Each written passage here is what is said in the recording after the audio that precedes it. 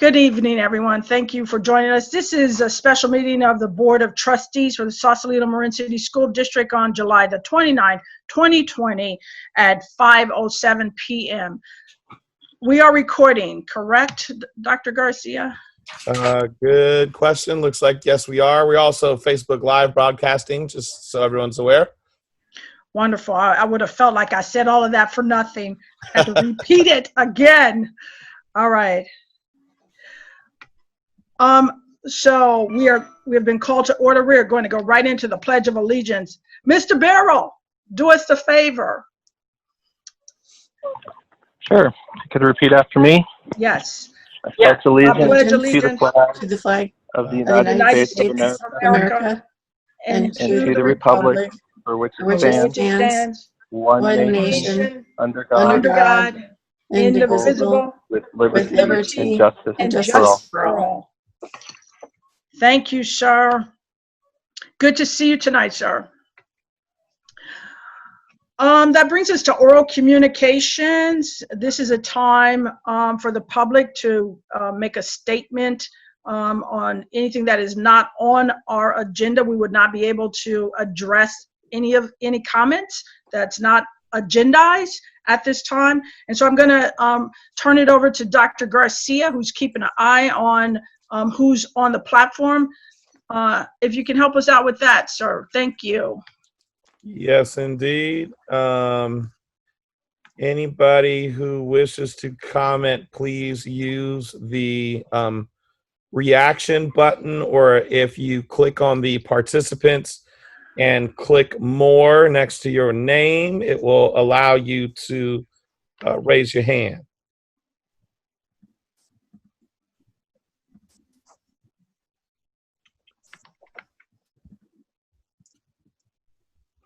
I am seeing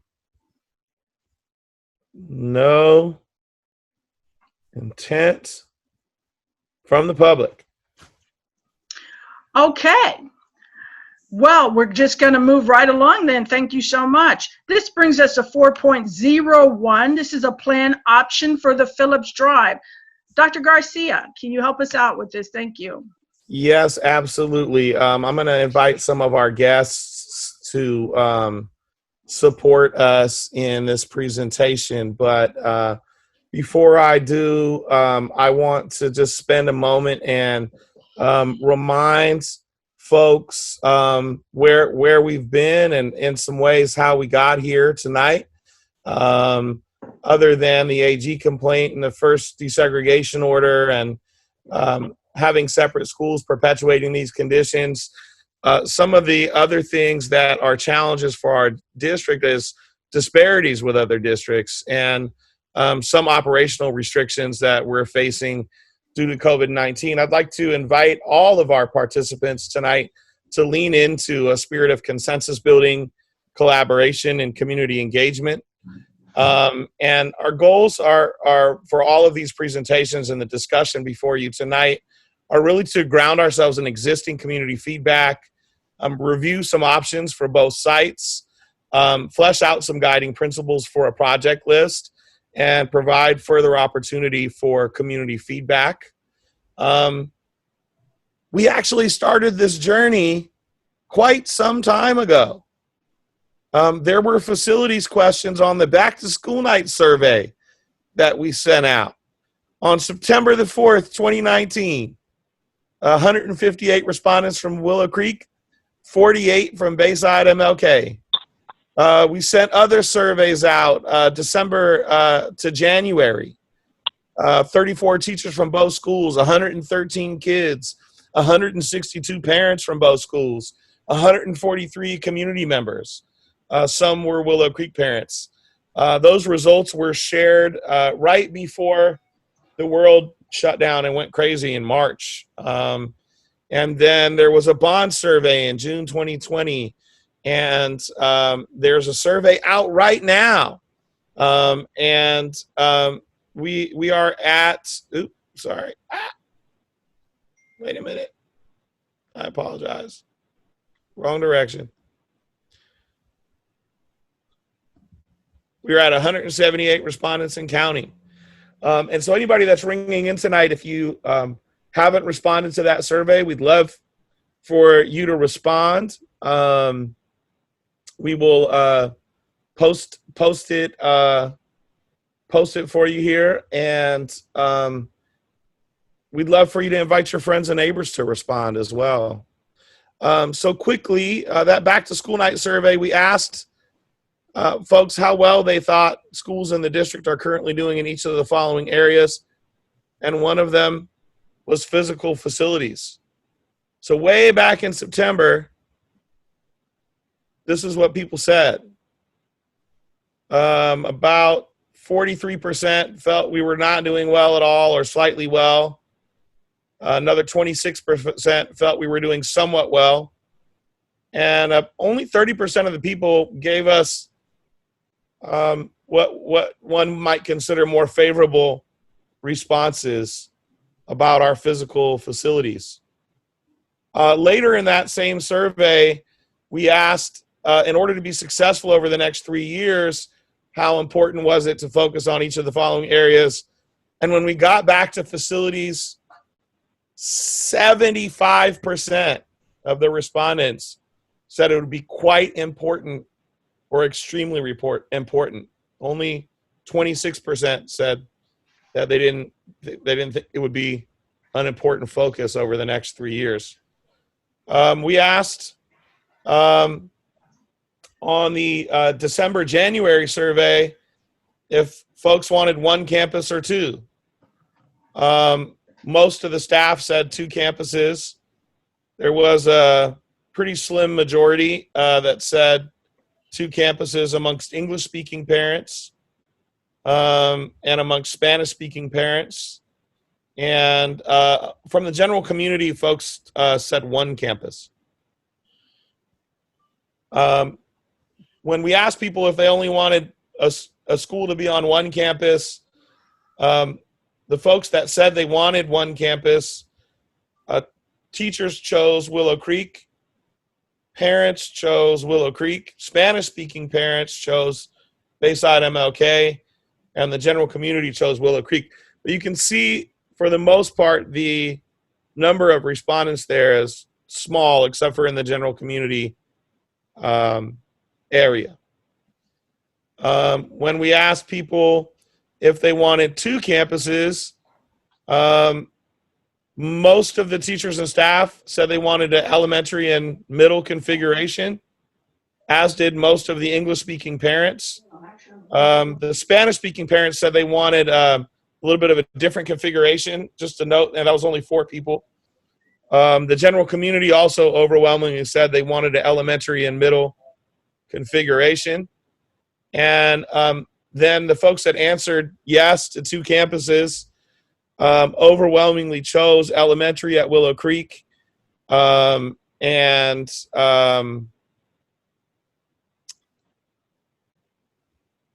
so did the general community. We also asked people how they got to school, which is relevant for a facilities conversation. Most folks in our community either drive or walk, at least that responded to the survey. And most of our Spanish-speaking parents also were drivers. Most of our kids don't really ride the bus. Again, their mode of transportation is a car or their feet. So I wanted to also quickly just give a high-level review of the voter survey. All of these items tested above a 65% threshold total agreement.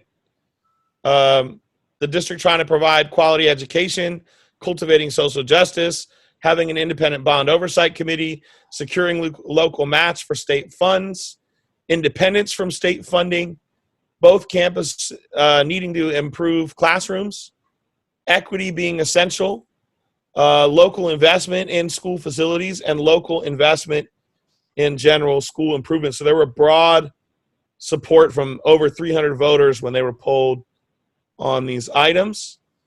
And further broad support above a 72% threshold for expanding environmental learning spaces, updating bike paths, having safety and security upgrades, eliminating outstanding leases, having new pre-K and kindergarten facilities, improving gyms and libraries, adding specialty classrooms, an even higher, above an 80% threshold for updating old facilities, updating utilities, replacing outdated portables, and 21st century learning environments. And so just as some grounding principles for all of the amazing work that our facilities master planners have been putting in, I want to invite folks to center the option that's best for kids and families, to center the option that supports equity, that supports health and safety, and that world-class schools really require world-class facilities,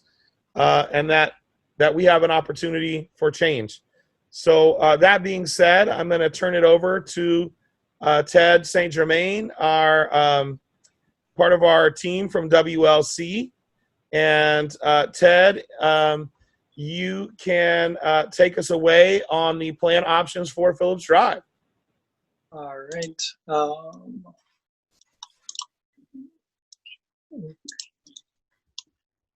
Can I, before we launch into this, Dr. Garcia, can you explain a little bit about the master planning process and kind of what was the purpose behind it and kind of why we're doing this?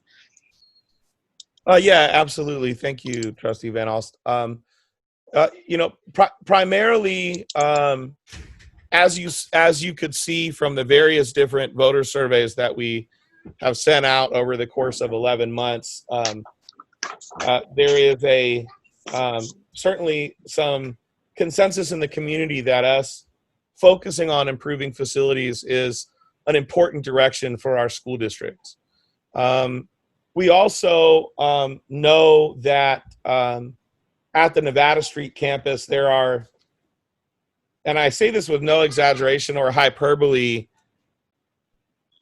years of deferred maintenance.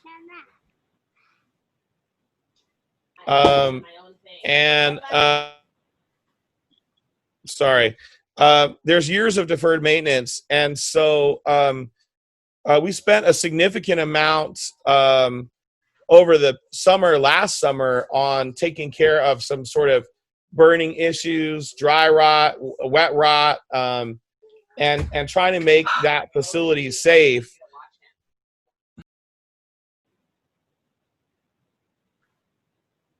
Sorry, people just arrived at my home. I apologize. The facilities needs that we have as a district are well beyond the scope of what we can afford in the general fund. And so we thought it was really critical that we have a facilities master plan, something that could lead our district forward and set a vision for facilities development over the next 5 to 10 years. And so in the fall, we contracted with WLC to lead that effort. They attended many of the meetings where all of the other survey results that I just shared were presented, and did their own interviews. The process, as all of our lives, was a little bit interrupted by COVID-19, but they have continued on surveying staff and surveying the community, and based on all of this feedback and all of the stakeholder feedback that they heard at many, many different community meetings, and based on their survey results, have worked to create some different plan options for both campuses that might guide us forward in a facilities development journey, particularly in a facilities master plan.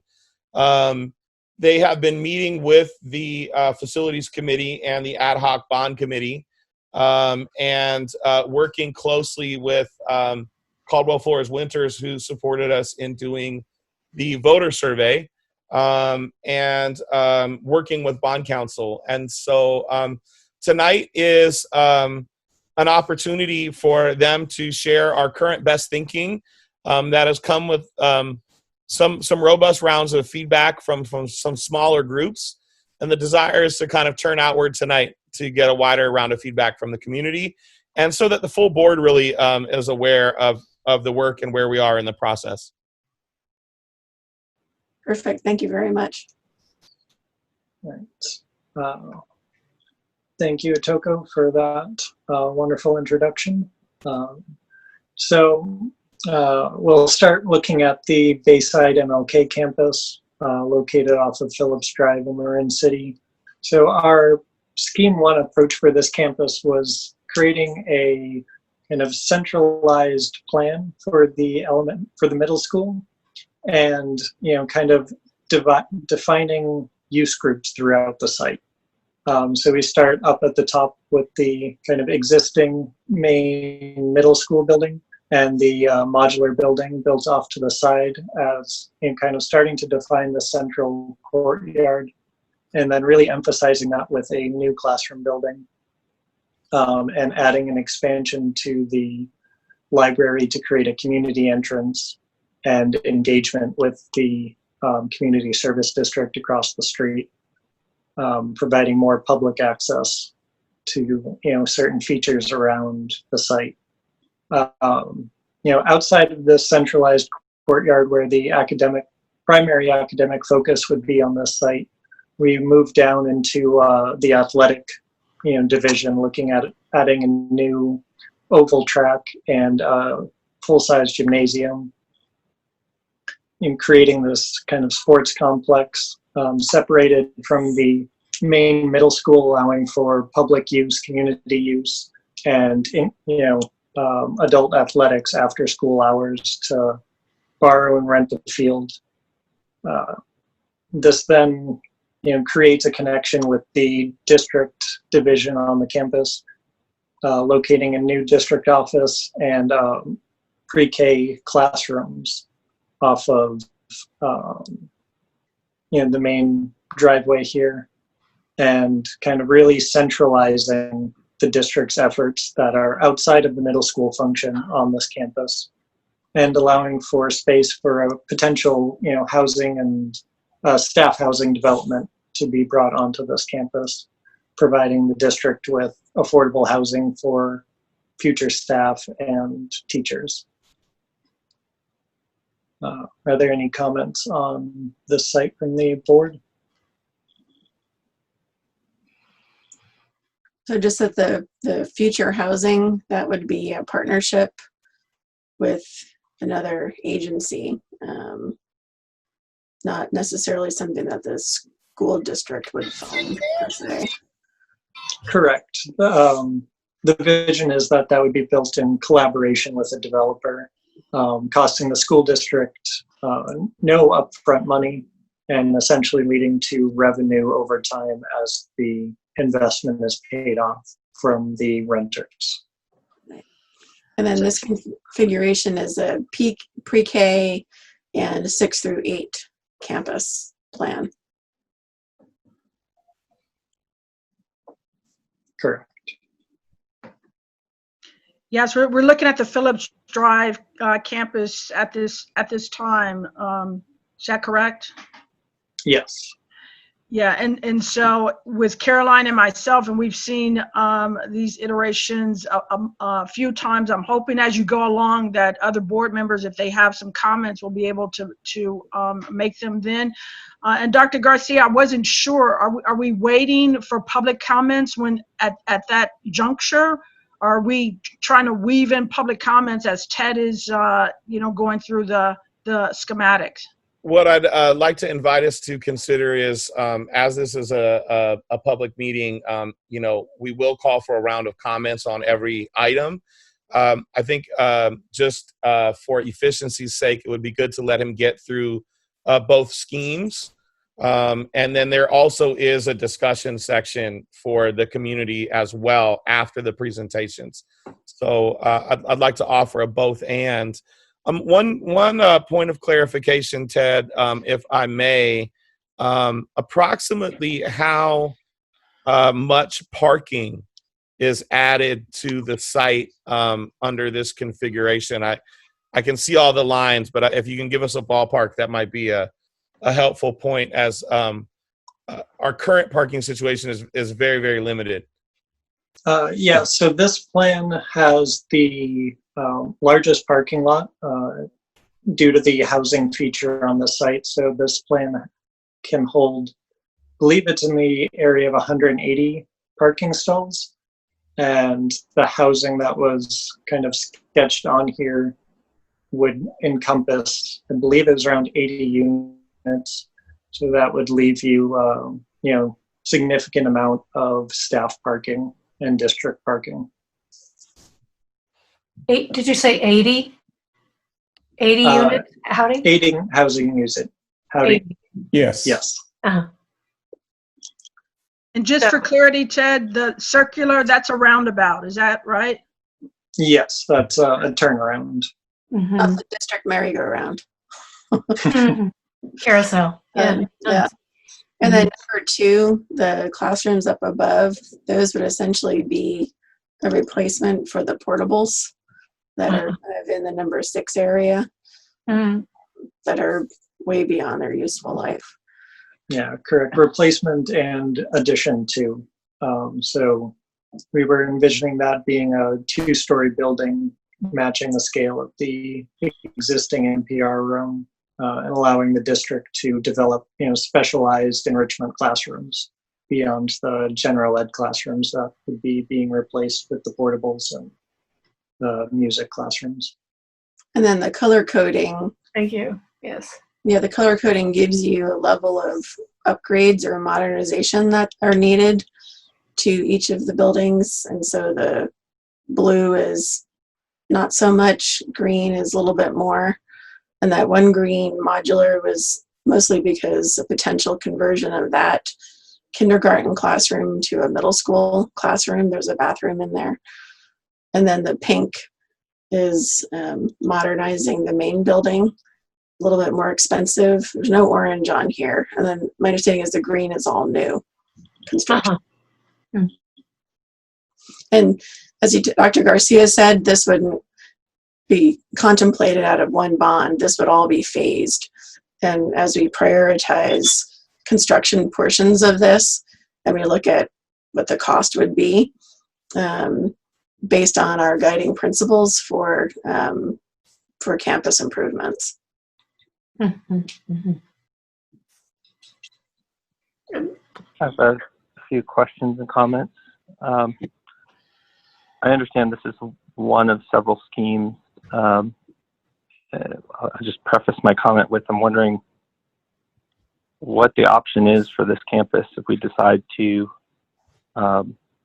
locate a combined school on a single campus. I don't know that I've seen a scheme or even high-level direction mentioned for that context. But sticking to this scheme and specific questions and feedback, I think for this campus, I've seen a full-size ball field and track. And I'm wondering why, is there a scheme that still has a full-size ball field and track?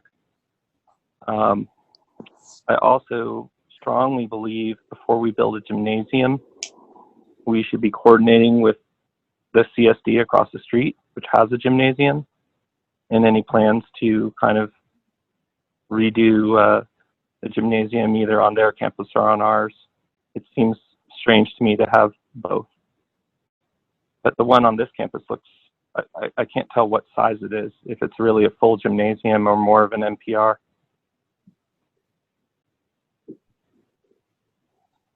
So the gymnasium that's shown on here, I'll address your questions in reverse order. So the gymnasium shown on here is a high school sized gymnasium. Kind of looking at the option if the community service district isn't, building out their master plan, which I believe they have started redoing from the last iteration that they were trying to move forward with. So this is a high school sized gymnasium allowing for community use. And if the community service district, is allowing to or is open to sharing with the school district. That could be potentially downsized into a middle school gymnasium, which will be about a third smaller. Kind of just focusing on core academic athletics. If you're not able to have full use of the gymnasium across the street. And the next scheme does also provide kind of additional options beyond having the gymnasium being the focus of the campus. The full-size 400-meter track was removed through discussions with the ad hoc bond committee and the superintendent. Just the amount of space that it took up on the site seemed to be inhibitive to the academic vision of the site. And then lastly, we, based on survey data, we proceeded to address the sites as a middle school and elementary school plan rather than looking at single campus options on both campuses, just because the community seemed to be overwhelmingly in support of the two campus system. I have a very different read of those same surveys. The general community was in support of one campus, and based on how that initial survey was conducted, that included a fair number of Willow Creek parents as well. So I'm not sure I agree with that assessment, but I understand that was the direction you were given.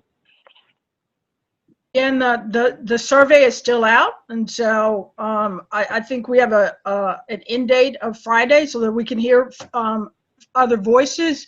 But there was not a schematic for just a one campus, drawing, if you will. So it was absolutely the two campuses.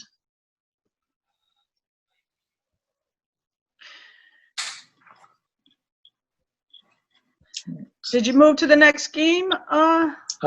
Yeah, I will move to the next scheme. So scheme number 2, we're focusing on creating courtyards and clustering the uses throughout the site, as well as turning outwards to the community and engaging the greater Marin City community.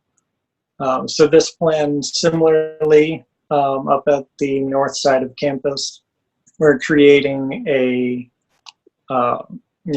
enclosing that courtyard with a academic classroom building. This building is only a single story with a outdoor classroom space, centralized courtyard kind of built off of that, expanding the current playground area, hardtop, and, again, opening up the library space to the community and about doubling in size the existing library.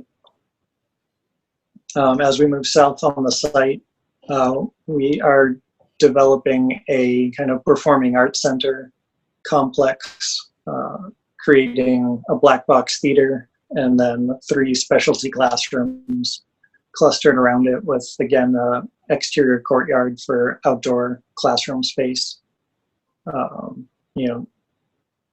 And then, so that's, located closer towards the parking, creating ease of egress and ingress and egress, and then creating additional, athletic zone down at the bottom of the campus with a smaller gymnasium focused just on kind of academics and, creating a large outside courtyard space for student phys ed as well, and then again the smaller oval track.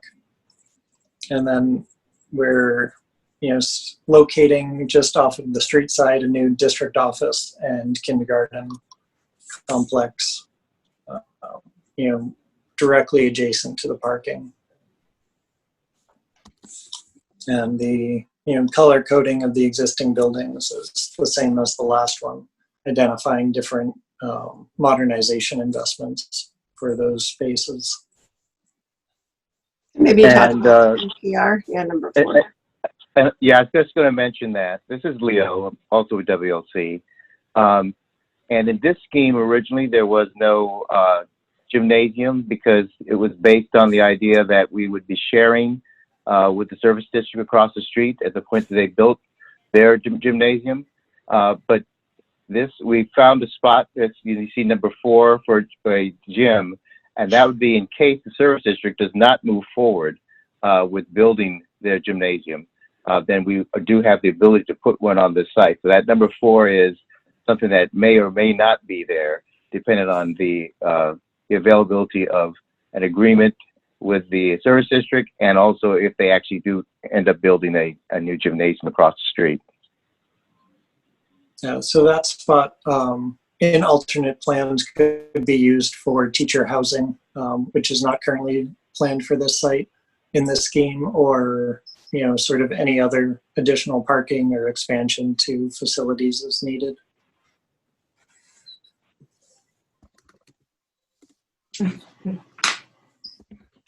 And fewer parking spaces. Yes.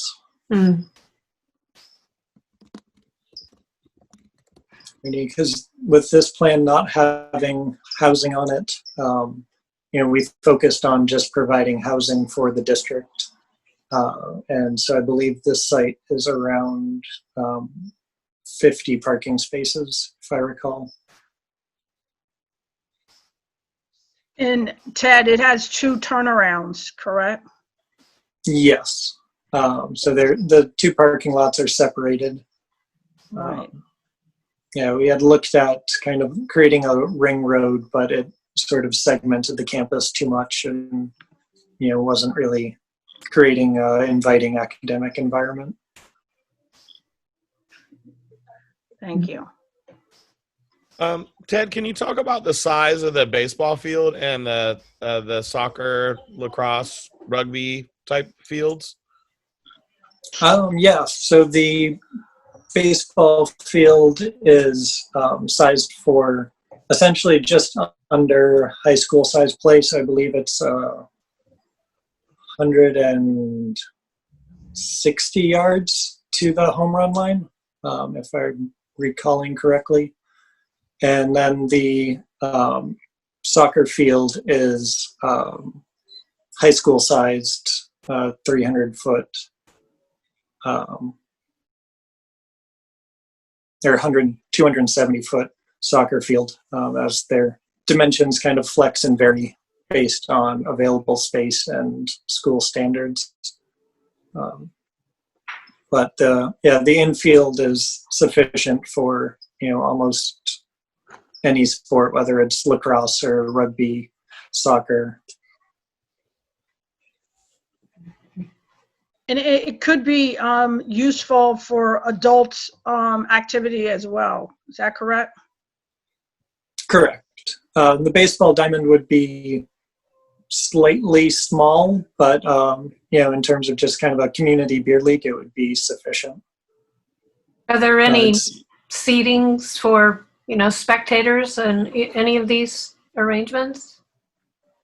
We envisioned essentially portable bleachers rather than grandstands, so the arrangement would be flexible. Mm-hmm. And the thought too was to have a grass infield on this field, so that girls softball could play here because it requires a grass infield, whereas the other baseball diamond on the Nevada Street campus has a dirt infield, which is for boys baseball. Wow. Yeah, and this the track and field would be all synthetic rather than natural turf. Mm-hmm. Girls fall down and get up too. We can take the dirt. We just like the grass stains on our knee.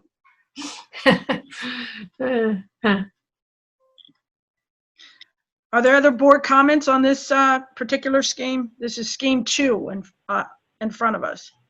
Yeah, I had asked at our last meeting to explain the black box theater because I don't have much familiarity with that, and I don't know if you all do, but it was kind of a neat building. I don't know, Ted, if you would mind kind of describing. They have it yes. in TAM, right? Don't they have a similar theater at TAM? Anyway, go ahead. No worries. I'm not familiar with TAM's setup, but Yeah, black box theater is essentially a theater in the round style rather than your traditional stage setup. So there's foldable bleachers on all four sides, allowing you to create kind of more of a Shakespearean play setup where the crowd can be on either two sides or on all four sides, centered in the building, and just essentially it's all blacked out, painted, which is where the black box comes from, the name, and just a fully flexible space with curtains and lights, and allowing you to kind of convert and create whatever space you want inside of it. And yes, Deborah, it is similar to the one that's at Tam High. Yeah. Mm-hmm.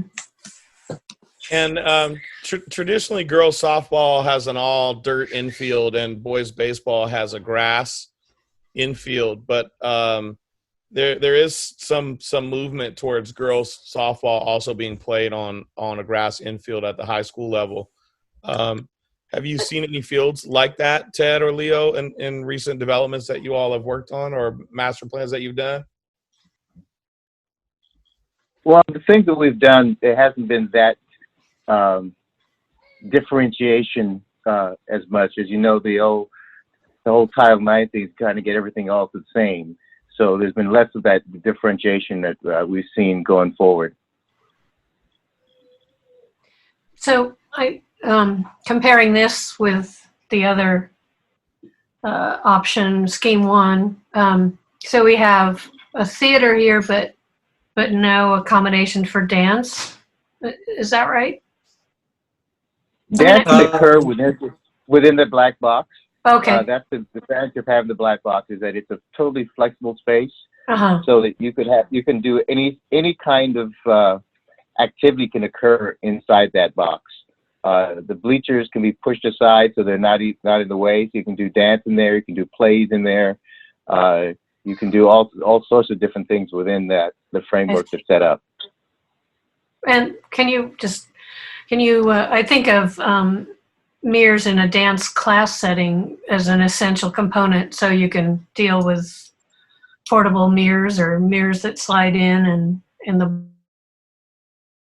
bars and all that kind of stuff. Yeah, the mirrors can be on the wall because the black box oftentimes have curtains, blackout curtains. I see. Around the perimeter walls, and you can utilize those for that as well. Mm-hmm. I see. Right. And can they be designed acoustically as well for like music performances? Yes. The short answer is yes.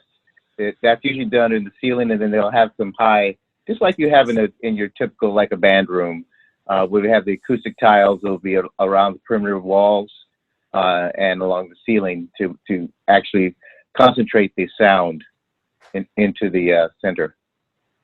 Can somebody state more about this, the enrichment classrooms? What's the thinking there? Yeah, so the enrichment classrooms would be, currently they're just programmed as 1,300 square foot classrooms. So they're larger than your standard general classroom, and they can be, that can be space tailored to, video production and audio recording, which Itoko has talked a lot about in the unification project. And, it could be a model making classroom, maker's lab, other art classrooms, band classroom, designated dance room, depending upon how the district wants to focus the curriculum. And are they plumbed for, if it's an art classroom, or is there a sink? I mean, is that just sort of included in all these sort of spaces, or is that a big deal? At this level, we don't really get into the kind of specific utility planning for each individual space. But since it would all be new construction, there's not a large premium for adding that. Thank you. Soil And concerns been taken in consideration with these building locations? Repeat the question. Have soil concerns been taken into consideration with these building locations? I'm particularly concerned with, in this scheme, buildings 8, 2A, maybe even 2B, 4. I feel like there has been a reason that buildings don't exist on that part of the campus, but I may be wrong. yeah, so we looked into the existing soil conditions for the site through the Marin Geo mapping website. And the majority of the campus, with the exception of this kind of corner area up by Phillips Drive and the church, the entire site is the same soil makeup. And so there is a risk of liquefaction across the entire site, which can be mitigated through structural engineering. But there's no increased seismic risk or faults that exist throughout the site. And there's a few kind of runoff pathways that travel through the field, which could be prone to plumbing, flooding. So the additional plumbing and drainage would have to be added in those areas. But the soil is actually all fairly stable and consistent throughout the site. I had a sense that the multipurpose room, the current one, was not made into a full-size gymnasium because of soil or issues where you have building 2 and the outdoor classroom space. So you're saying that you addressed that issue there and it's no longer impediment? And I think that was more money, Deborah, than anything. I don't think they built a full gymnasium because of the cost at the time. Oh, I thought it was also remember, and I did bring up to our group that I think the gymnasium was moved because of seismic issues or soils issues in that 2B2 section. And so that's what caused Ted and others to look into the soils conditions. I see. Gotcha. Yeah. Okay. And then also, to take into consideration, growing up here as a kid, it was always my understanding that entire landscape, from where the school is to where the housing is all on field. So if we have concerns about this area within our school campuses, it makes me take pause to think about what about Ridgeway housing? Would they have built, the footprint that they have if that was an issue? So. Yeah, I'm raising it Something more out of memory of when we were planning around the ball field and earlier plans on construction. Issues of flooding were kind of the highest points raised, which have been reiterated here tonight. You can take mitigation measures, just costly. And the seismic stability was a less of an issue, but also acknowledged tonight. So there are concerns, but it sounds like they can be mitigated with the right amount of spend. And I'm assuming that we're realizing that as years go on, Marin City gets shut off from the highway when the high tides coincide with high rains, and as we all know, that's our future. And I'm assuming that we're going to address that either as the district and or with the county about how we keep Marin City safe. Yeah. I also know that the shopping center, which made totally different soil over there, but has issues with buildings settling, damage to sidewalks, and was part of the reason that the current Target building wasn't built into something bigger because of the amount of cost that would have gone into that. So we should definitely keep these things on our radar, but it sounds like you've been looking at them.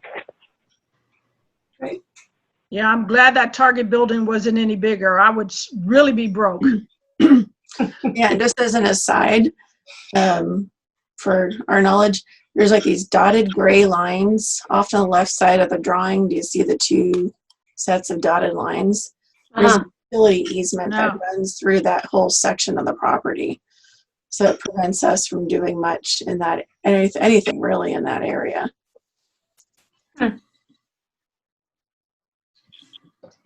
Who did that? Who's the entity that that made that easement, that required that easement? It's a sewer line. I see. Yeah, or not sewer, but stormwater line through the Marin Utilities. Okay. Do we want to look at the cost estimates, Dr. Itoka? Yes, thank you. All right.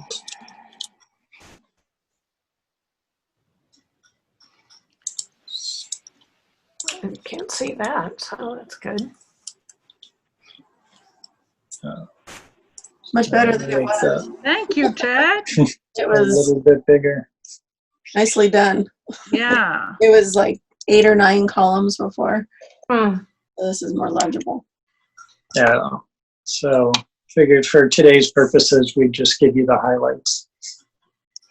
That's good.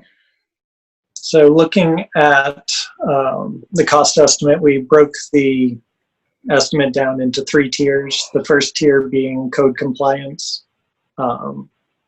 tier 2 being major deferred maintenance items that are beyond the scope of kind of the maintenance department and standard repair. And then tier 3 is the new construction master plan schemes. So the tier 3 is broken down into the 2 different schemes.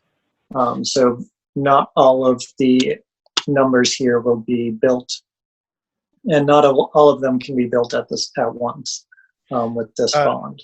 Ted, I'm sorry to interrupt you. Could you go one magnitude larger with the view? Yes.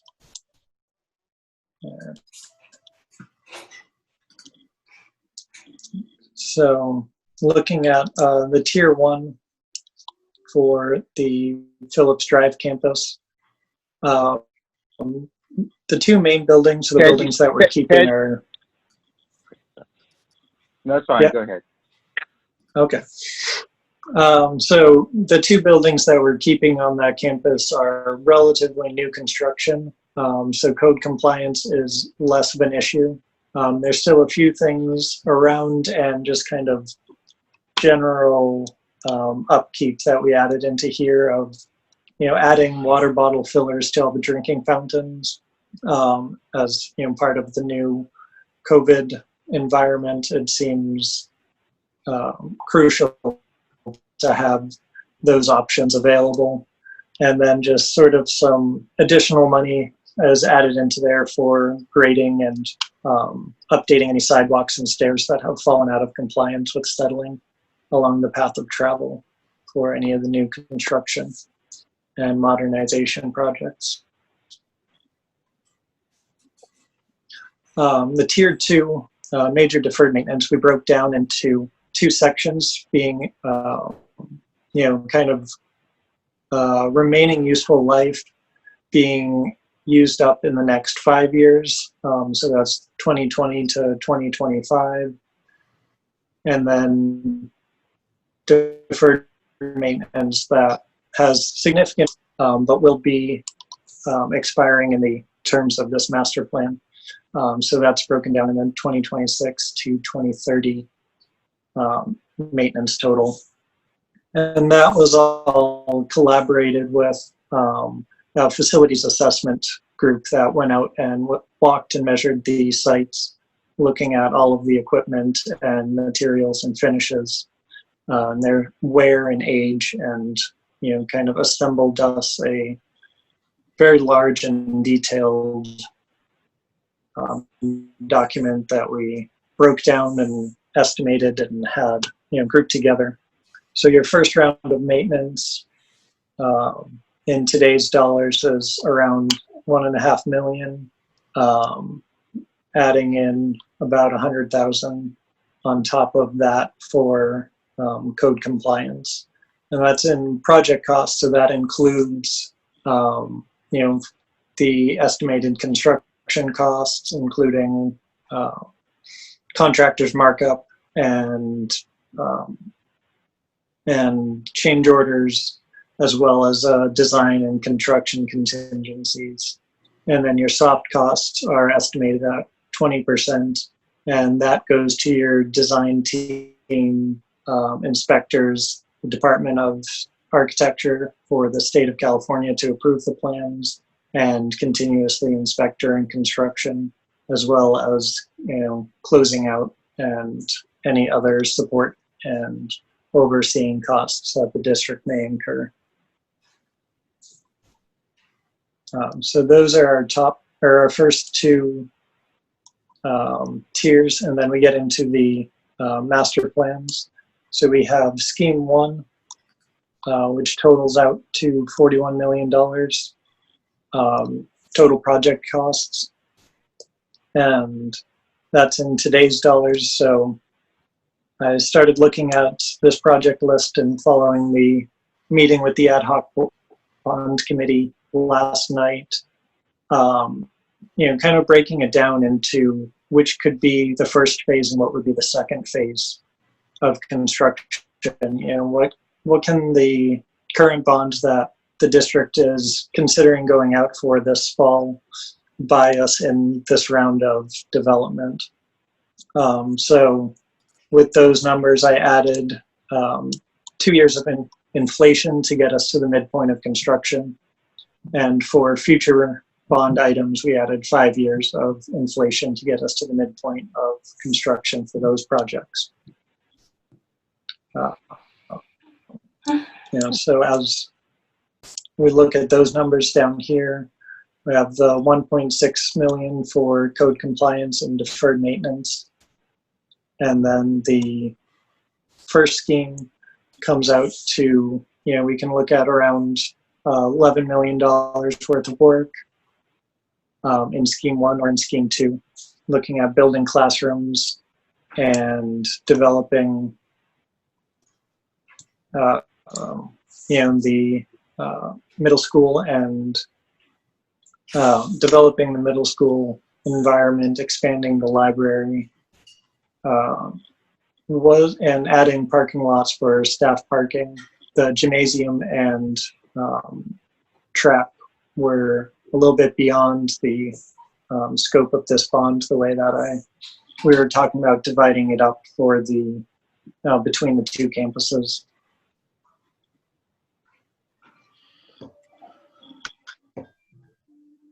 And then there's also this, and really start adjusting some of those numbers depending upon how the partnerships with the district are developed. So then we come down and look at Scheme 2.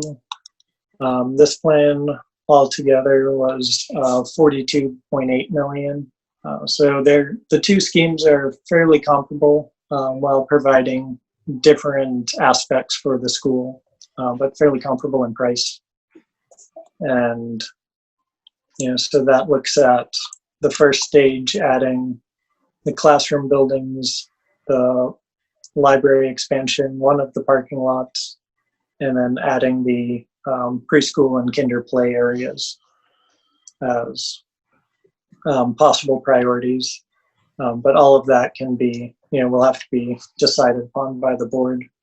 And so that comes out to, again, around 11 million, leaving a significant amount for a phase 2 that may need to be further subdivided, depending upon bond council's recommendations and future developments. And Ted, these schemes and the costs is costed out to at least 3 to 5 year plan or idea. Is that correct? Yes. So for the first phase, items listed down here. That includes the 2 years of escalation, and then the second phase includes 5 years of escalation costs. Thank you. And I think the phasing that you were looking at, is that in consideration with our 41 million bonding capacity? Yes. So as we were talking at the ad hoc bond committee, there was kind of a consensus that there was a larger need for maintenance and development at the Sausalito campus. So kind of I started with that campus, which once we get to that, you can see where those, you know, what was grouped into phase one over there. But the deferred maintenance and code compliance across the two sites with the additional overhead from the district came out to around 10 million. And then, so we took that out and then divided that between the two campuses. So basically, you know, adding $20 million worth of work at the Sausalito campus and 10 million at the Marin City campus. And all of these phase one and phase two that we're showing is predicated on the conversations we've had with everyone and the survey results we've gotten so far. But obviously, that will be your decision as a board as to which projects you believe should occur first and which projects you think should occur later on. But we're just giving you some of our feedback that we've received, and we break it down based on that information we have thus far.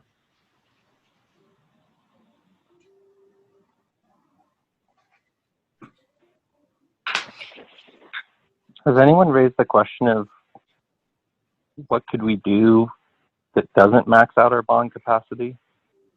What would a $5 million improvement look like? A $10 million improvement? Is there a kind of a sense of prioritization within these schemes?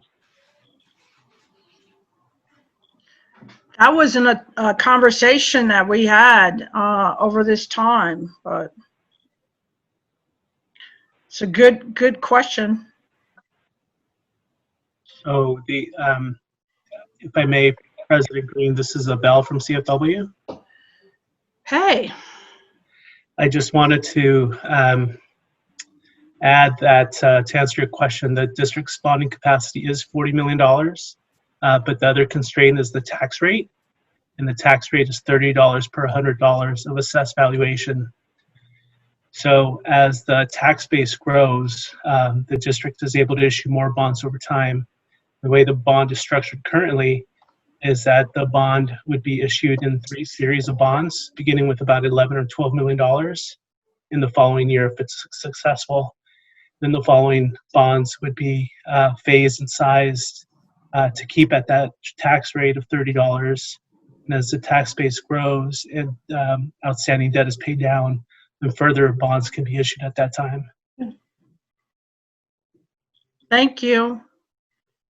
And so even if we had, you know, say 40 million approved by the voters, the board could decide not to issue additional series. They could issue just the 10 million of that 40 million approved amount. That's correct. So every time there's an issuance, then the district, the board of trustees would make that decision at that time.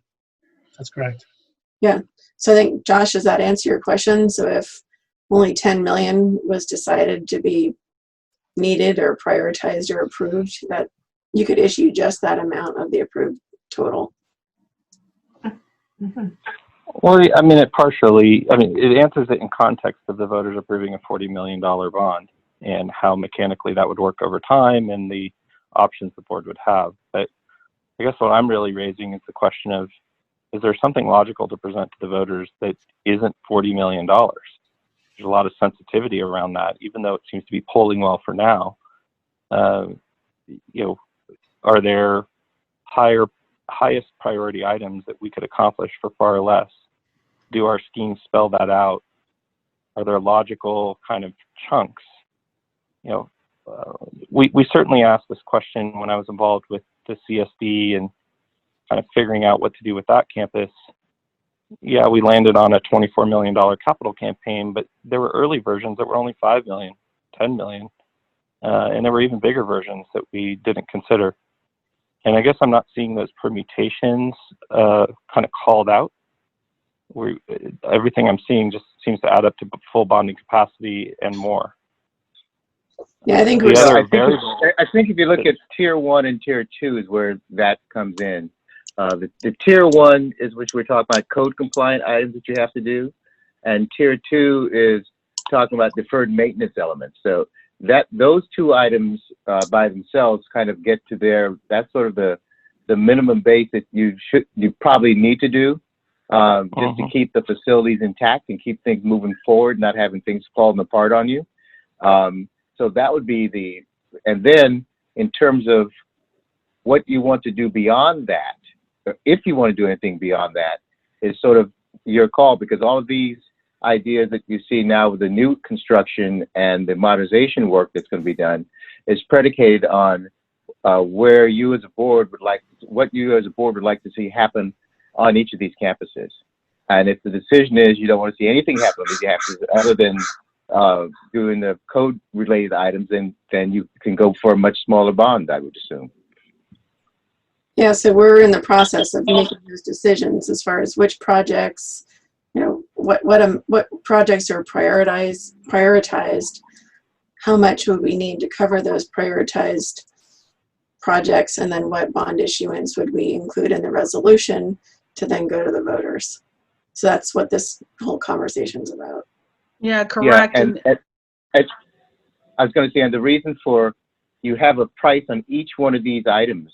So again, you don't have to do all these items. You don't have to go all the way to the total bonding capacity. But if you look at each of these costs, and you say, well, if this one was $6 million, this one's only $800,000, so we'd like to do the $800,000 item. Those are the options that exist for you, which is why we wanted to break this down into each element has a cost that you can look at and see if that's the amount of money you want to spend to do improvements to the campuses. Right. So if we just wanted to do tier 1, tier 2 of the 20 to 25 amount, $1.5 million plus a 98,000 plus replace the portables, which would be the standard classroom buildings of roughly 4 million, then that, those would be this campus prioritized projects. But, that's for us to decide. Right, and we do know that the Nevada Street needs a lot of work.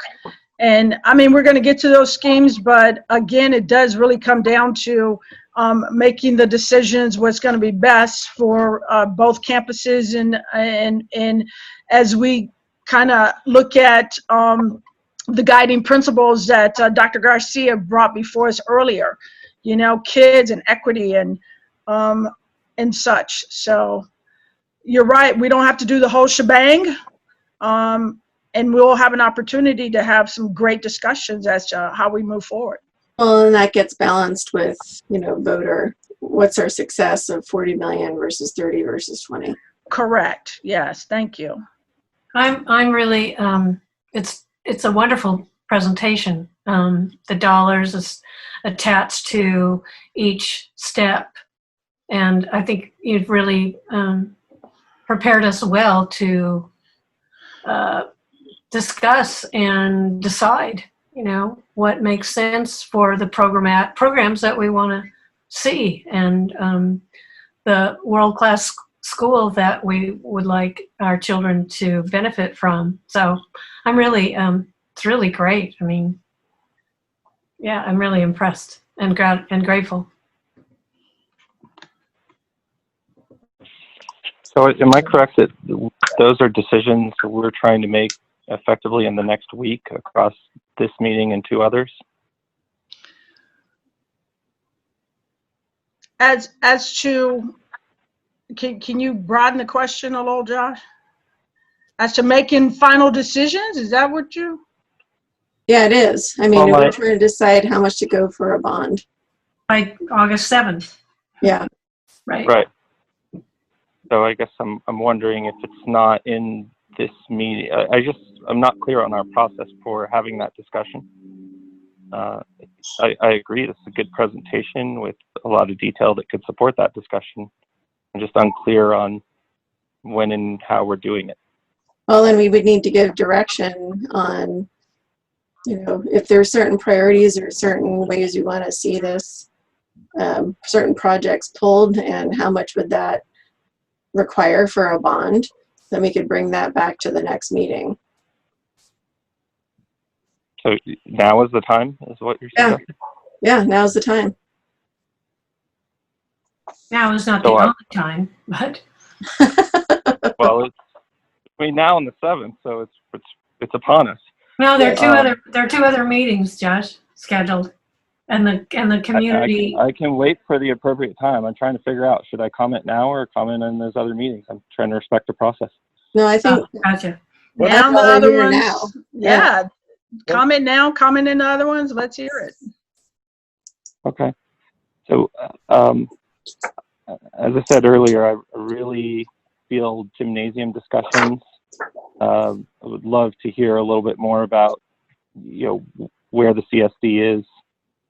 Those are big chunks of change, and I feel there's some collaboration needed there. I also think whether it's with the CSD or even other nonprofit potential partners, whether you're talking ball field, gymnasium, or even kind of additional programmable spaces, there are other ways to finance it beyond the bond. And so we've been approached in the past about the ball field. We've been approached even about gymnasium and programmable spaces. And so I feel those are big variables in this spend that I have a lot of questions about, kind of other options for financing. I totally appreciate the code compliance and major deferred maintenance in tiers 1 and 2. In the grand scheme, those are actually quite small compared to the other items. I look at things like $1 million library, if I read it right, or very close to that, and just kind of wonder, is that the best spend of $1 million?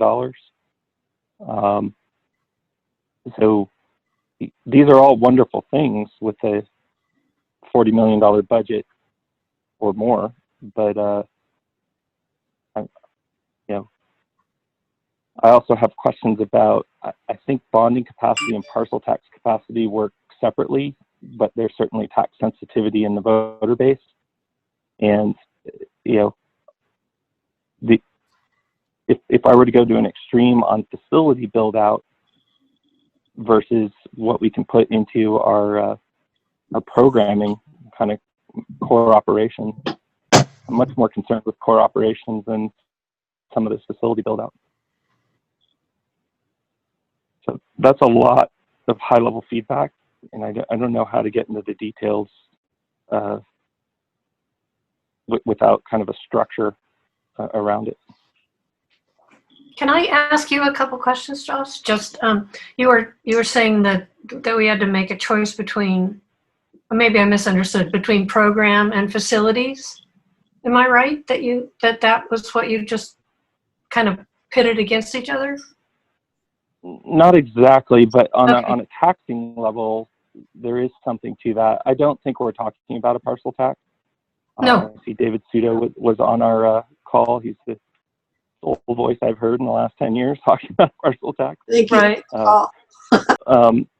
But we have been talking for years about budget challenges, and we could still talk about operating budget challenges in the context of unification. And so, you know, it's not impossible that a parcel tax comes up again. Gotcha. And in that context, when you look at voter appetite for paying taxes, Right. we do have to think about, does it go into facilities or does it go into operations? Gotcha. I'm certainly continuing to be approached by people that are concerned about us maxing out our bond capacity, and are also still concerned about our operating budget. So I'm looking for ways to say, you know, what can we do on less? How can we be creative other than maxing out our bonding capacity? And I just have a lot of questions around it. Yeah, and our ad hoc bond committee did talk about, without a whole lot of specificity, but some of the things that you brought up as far as alternative funding sources. for such like the field, for example, not so much the gymnasium, but play structures, that type of thing. So, so it definitely is a conversation we had that those could be funded from alternative sources. But then, you know, kind of dovetailing off of what Deborah was, I think, was kind of getting at is there are certain portions of this new construction that seems to be more aligned with programmatic requirements for the, you know, world-class education. For example, the new standard classroom buildings to replace the portables. To me, that's almost in the deferred maintenance category, that we would need to upgrade those as a baseline. But some of these others may be more optional. So it could be that we start going through this list and identifying which ones may have alternative funding, which are kind of first priorities in new construction, and then what are lesser priorities. And I think that's what Ted tried to do in the little section down below where he was identifying what may go into this bond versus things that would be future construction. Can I ask you, Caroline, That's just exactly the kind of designation that I was looking for in terms of force ranking priorities and so forth. So I would agree with you on, you know, replacing the portables. It's got to be way up there on the list. Yeah. Whereas some of these other things feel a little more optional or have alternative funding mechanisms. Mm-hmm. So that's exactly what I'm looking for. Well, and then when we did this before, what we did was we created a couple of additional columns, and then we would move those dollar amounts. Like, here are priority amounts, priority projects. And then the next column is, here are things that we could potentially fund from other sources. And another column was, you know, future bonding capacity. So maybe that's the next exercise, which is to pick a scheme, pick the pieces that we like out of that scheme, and then start putting those dollar amounts into those separate columns to see kind of what we need in a bond for these priority tier 1, tier 2, and then tier 3 projects. And if I may, this is a wonderful discussion, and I actually am loath to interrupt it because this is really the point of this meeting. I think that in there is an agendized priority part of the meeting, and just as a point of process, maybe we can let WLC finish the presentations and get questions from the public, and then take a deeper dive back into where we currently are. Also, just wanting to remind the board that the resolution on August 3rd is an even further opportunity to comment. And the final resolution on August the 5th, if that's where we decide to go, is the final version for approval. And that there would be no commingling of bond funds with general funds, right? Bond funds would go to Fund 21, not General Fund 1. So, Dr. Garcia, Yeah. I believe that Ted was at the end of section 4.01, unless he had something else to add to it. So yeah, we would just have the Nevada Street campus to go over. I'm not sure if that was a different agenda item or if that's the same. It is a different item. So Okay. yeah, we're at the end of this portion, the plan options for Phillips Drive. And Correct.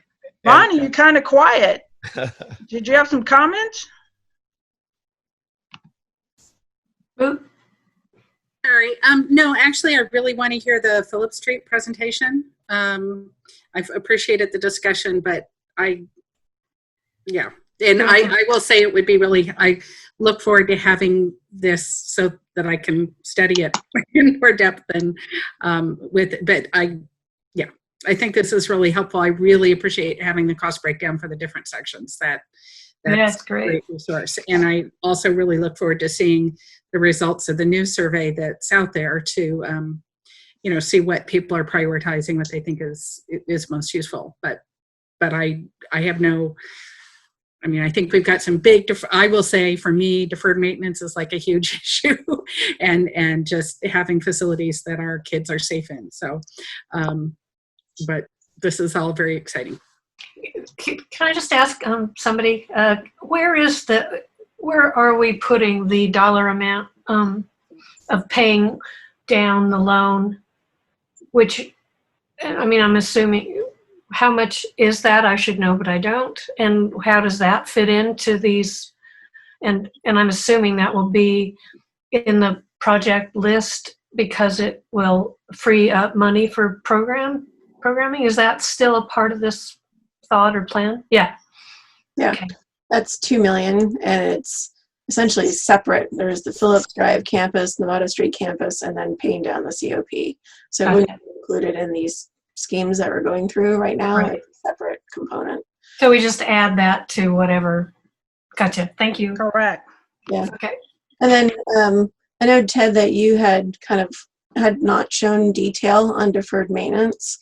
But I think in our survey, we've had, we had a preliminary view, and there was commentary about some of the specifics that certain folks wanted to have fixed within deferred maintenance.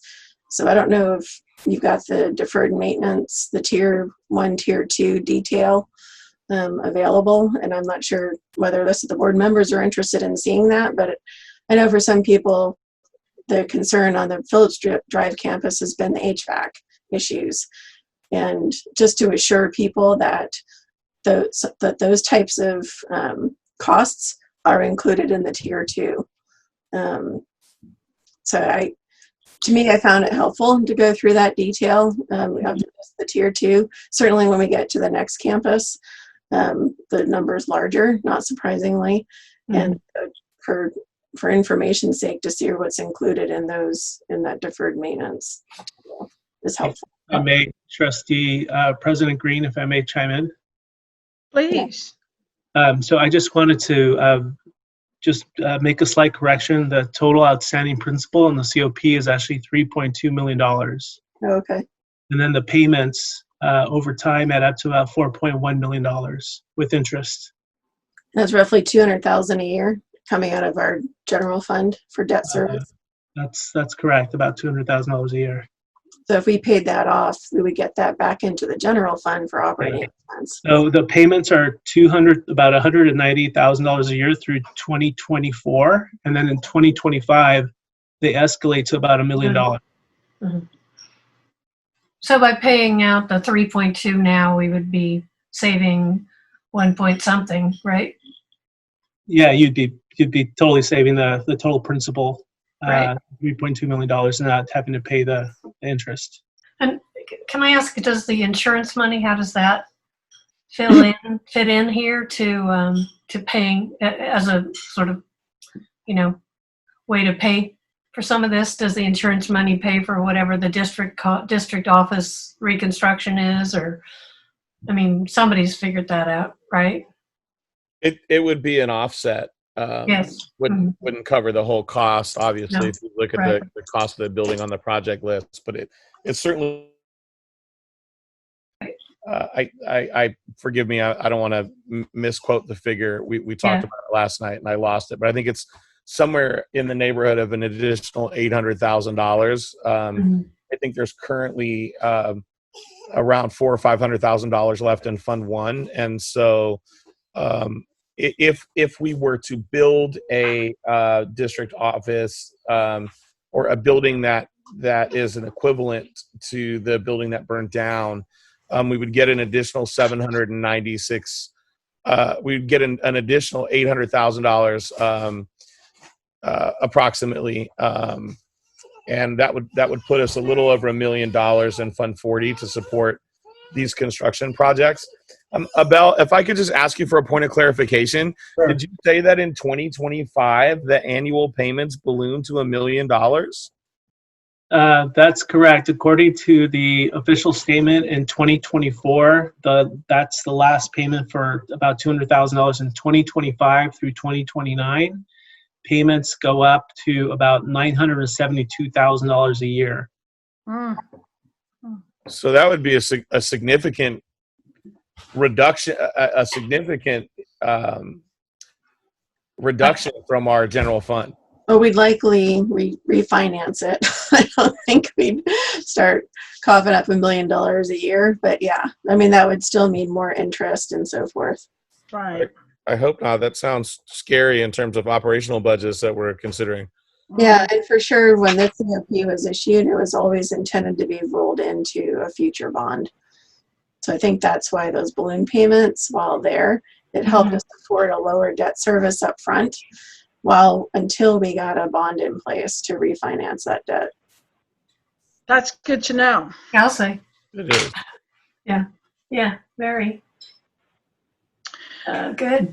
So, Dr. Garcia, just to circle back around, because as we are positioning to move to the next item on the agenda, did we want to get comments from the public on this particular agenda item? Yes, ma'am. We are required to call for Yes. any intent from the public to comment. So unless, I don't want to cut anyone off. I've been known to do that, not to cut anybody off. Are there other comments from the board before we poll the public to see if they have comments? All right, sir. Anybody from the public? Jenny Schmidt has a hand raised. I'd like to first recognize Jenny Schmidt. For those of you unfamiliar with the Zoom platform wishing to participate or comment, click the participant icon at the bottom of your screen. It's 2 people next to the number 41, and then select your name, and it will give you an opportunity to raise your hand. Go ahead, Jenny Schmidt. Thank you for being here tonight. Oh, dark and light. Hold on, let me move somewhere better. Sorry about that. So, I am concerned with COVID and unification. So I have to be honest, it kind of freaks me out massively to hear you guys talking about multi-million-dollar rebuilds of the Phillips Street campus. You know, I know that we need to build stuff, but I also know that at the Willow Creek campus, and I can't speak to the Marin City campus because I'm just not familiar with its needs, but I know that at the Willow Street campus, there are major delayed, what do they call it? Major deferred maintenance projects that need to be dealt with just in order to preserve the assets over there. And the idea of taking on this gigantic indebtedness when we still owe on the other indebtedness, and we're going to roll the former indebtedness into the new indebtedness. I mean, I'm not a financial person, but intuitively, that is very uncomfortable. And to hear that we're already paying, I'm sorry, and to hear that we're already paying like their salaries to pay off the old debt a year, you know, $200,000, and we might not have enough teachers this year, it all just makes me go, huh. So I'm not entirely confident in this gigantic new plan. And I don't, you know, it's not my job to be confident, to know the details well enough to be confident, but that to me, nothing sounds like a great idea right now. Thank you. So, Dr. Garcia, we just want to also remind the public that this is just discussion. Nothing has been finalized. We are, these are just for discussions. We have only seen the schemes 1 and 2 for the Phillips Street campus. We will get to the Nevada campus. Many of us know that the Nevada campus has a lot of deferred maintenance, happened for many years, and so there are schematics that will be upcoming for that campus as well. Also, folks, we are going to set you to the 3-minute limit because we got a lot of meeting to get through. And so, Dr. Garcia, who is up next? I am scanning. I thought I saw Chris Durbin raise a hand, but maybe not. Went down. Chris Durbin, did you wish to comment, or was that an accident? Oh, there she is. I'd like to recognize Chris Durbin, and following Chris Durbin, I'd like to recognize Damian Morgan. Thank you. Hi. Thanks for taking my comment. I guess I'm kind of listening to this. I have a question for Josh about other funding that's been offered in the past to maybe pay for some of this. I just would love to hear more about that, like what was offered and when and why wasn't it pursued, and how sure of a plan is that to pursue other funding instead of putting these things into a bond. When we're, I think everybody, I hope everybody's on the same page about a world-class school for our kids. They certainly deserve it, in my opinion, and I think in most opinion. And so that makes me a little nervous personally. And in terms of the old debt, I just kind of want to remind people that that was because of a loan taken out when the Bayside kids were removed from the Willow Creek campus and moved to the middle school campus, and to build classrooms for them. And the district was left to pay that. So that's what that debt is. I just wonder if everybody knows that. That's all. That's all I have to say. Thank you. Trustee Barrel, I don't know if you wanted to address that question. Yeah. Or? Happy to. Thank you, sir. We've had both the Community Services District approach us with a proposal to redo the ball field, as well as a competing proposal at the time from, I believe, Noah Griffin. They were both multi-million-dollar proposals. I believe one or both of them involved multiple phases. They were even bigger in scope than what is in either of these schemes, and involved zero funding from the district. There were a few reasons they weren't pursued at the time. There was some concern about both proposals, but I raised them as examples of there is interest out there. And so it's not unusual or impossible to partner with another organization around certain capital improvements. Certainly there has been discussion around collaboration with the CSD, not just on the ball field, but on parking, on use of gyms, on other programmable spaces like maker spaces and so forth. I think you are right to be concerned about how much we can rely on any of those things, because anytime you bring in a third party, it complicates things. I just would like to balance that with the concern of how much we're taxing our voters, and have we explored these options recently and reassessed their viability. Thank you, sir. I think Mr. Morgan is up next.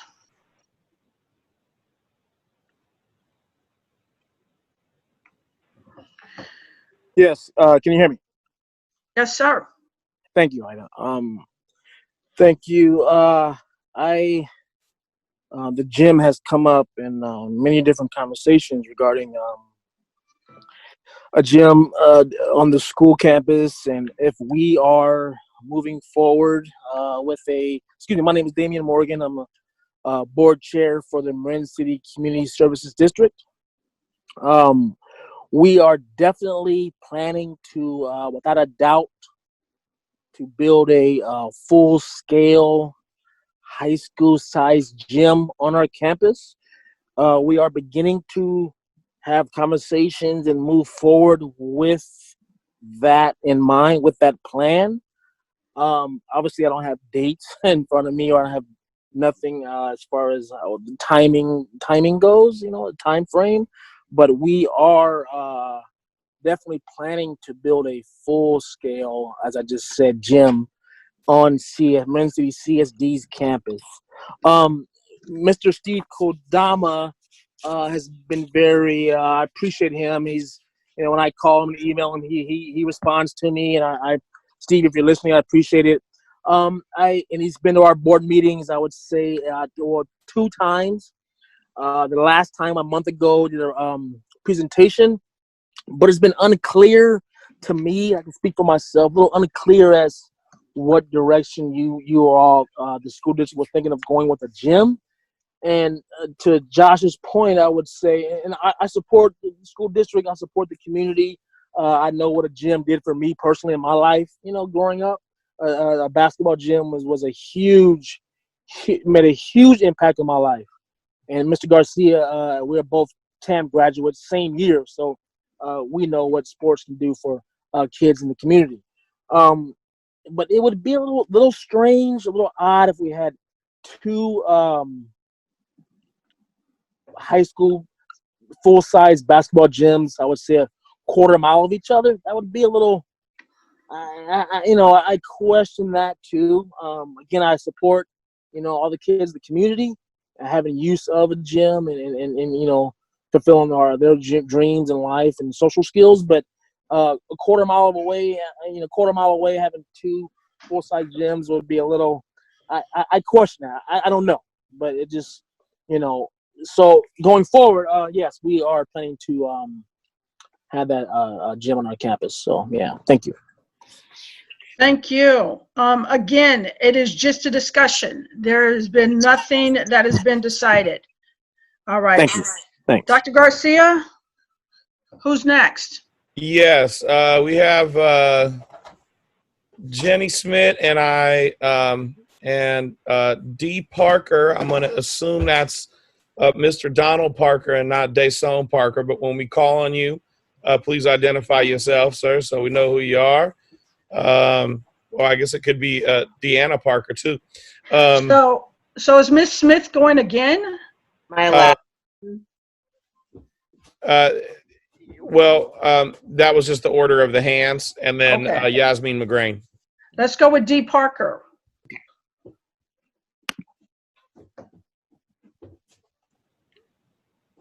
Good evening.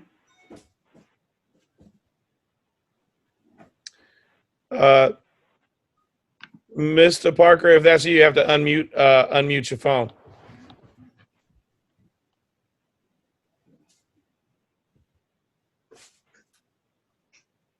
Unmute. You Can got you hear it, me sir. now? We can hear you Yep. now. Yes. Okay. Anyway, listening in on your conversations here. Can you introduce yourself first, please? Okay, I am Donald Parker. Thank you. A longtime resident and grandfather, resident of Marin City, and also a homeowner. I've been listening in on your conversation for all of this new buildings and all this new construction and everything. And I'm personally against it. Right now, we are in time of pandemic here. Our lives have been disrupted highly here. And we're trying to do joining of the schools. We got Black Lives Matter. We got this COVID thing going on. And I think it's just too much trying to be done here too soon. For one, the tax bond, I feel that you guys are trying to max it out for more than just general repairs and stuff like that. On another note, it's like there's a lot of uncertainty in our lives right now. Being a homeowner, a self-employed person, we don't know if we're going to be able to work. Well, I haven't been able to work. And who can really afford to pay for another bond? We're paying for the last $40 million school bond to build the Marin City campus down there. Tamalpais High School is also looking at putting 2 bond measures on the ballot. And when it's all said and done, the wealthy people of Sausalito may be able to pay all these taxes and pay all these bonds. But when you come to a lot of senior citizens and black people, homeowners that are left here in Marin City, by you maximizing out these bond measures, you're really, people are going to have to lose their homes. They're going to have to sell their homes. They're going to have to move out of here because they won't be able to afford the taxes.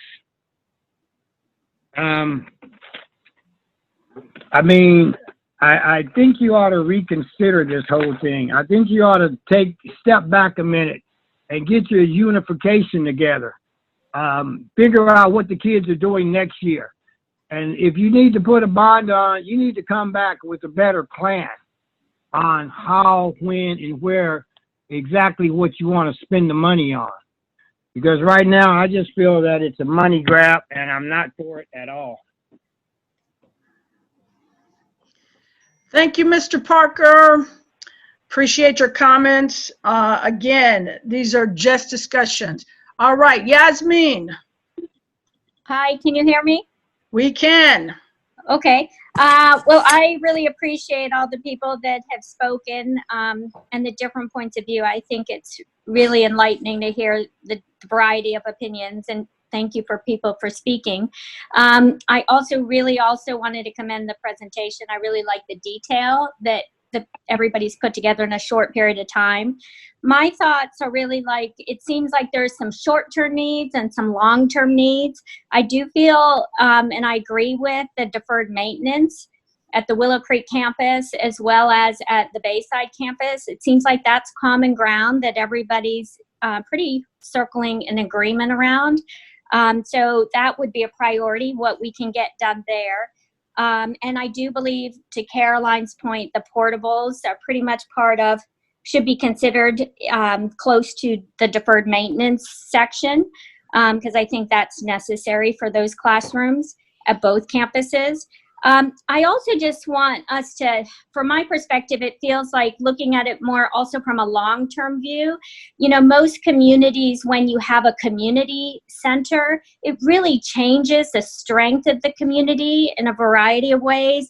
Kids can hang out at the community center, parents, there's classes, there's senior classes, there's a pool, there's a gym that we can build sports around. And I guess, when you look at other neighboring communities, when Mill Valley built their community center, there's so much wonderful activity that happens there for the community. And also, we just don't have that within our district. So I'm just thinking maybe at least if we could get something done now, and this would be built over the long haul, a lot of the things that would be noted in these diagrams, so that we need to start thinking about that now. So I appreciate that this is coming up. My childhood, we grew up with a lot of school integration in Northern Virginia, and the leaders really used things like sports and arts and created hubs and centers for the community to get together and get to know each other, and obviously uplift all the students in the process. And I think that's a key thing that our community doesn't have and has never really put a focus on.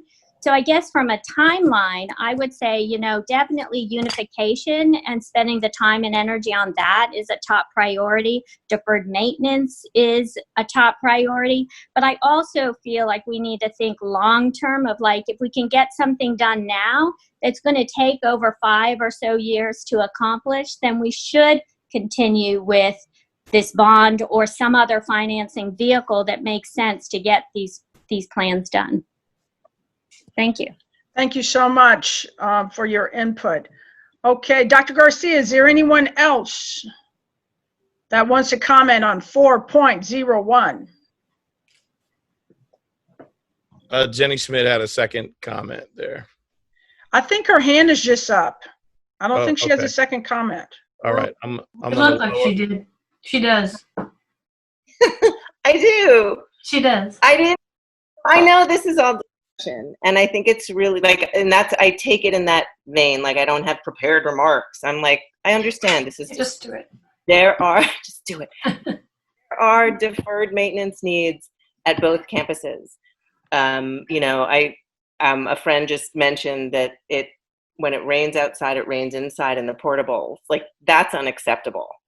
And to Yasmin's point, yeah, we should put it's like we should phase in. The first thing should be community spaces that provide opportunities in the arts and in the sports where kids from both communities come together. That seems like a priority. I'm concerned also that if we undertake a gigantic thing like this, who's going to lead us through unification? Like who can really put their mind on both those things simultaneously as the gifted and multifaceted school board that you guys are? How can we hold both of these at the same time? So I just want to make sure that we provide, first opportunities for the kids to come together, second opportunities to support the teachers who are going to provide the programs to bring the kids together. And, and then I have a question, which is, when is the next opportunity to pass a big bond that could get this beautiful project underway? 2 years. So thank you for those comments. Yeah, we're able to do things simultaneously. It's the reason why this is before us now in discussion and as well as a unification. Dr. Garcia, did you want to answer that question on when is the next opportunity to do a big bond? I believe it's another 4 years or so? It's technically speaking, it's 2022. This is the next opportunity to go out for a general obligation bond.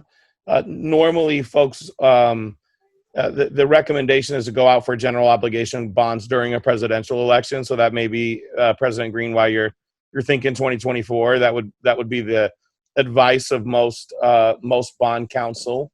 And I think it's important for the public to understand that if we do decide to file a bond resolution, and the voters do approve the bonds, the bonds often don't go up for sale until the following year or even the year after. Sometimes I've seen bonds not go up for sale for a period of 18 months or 2 years.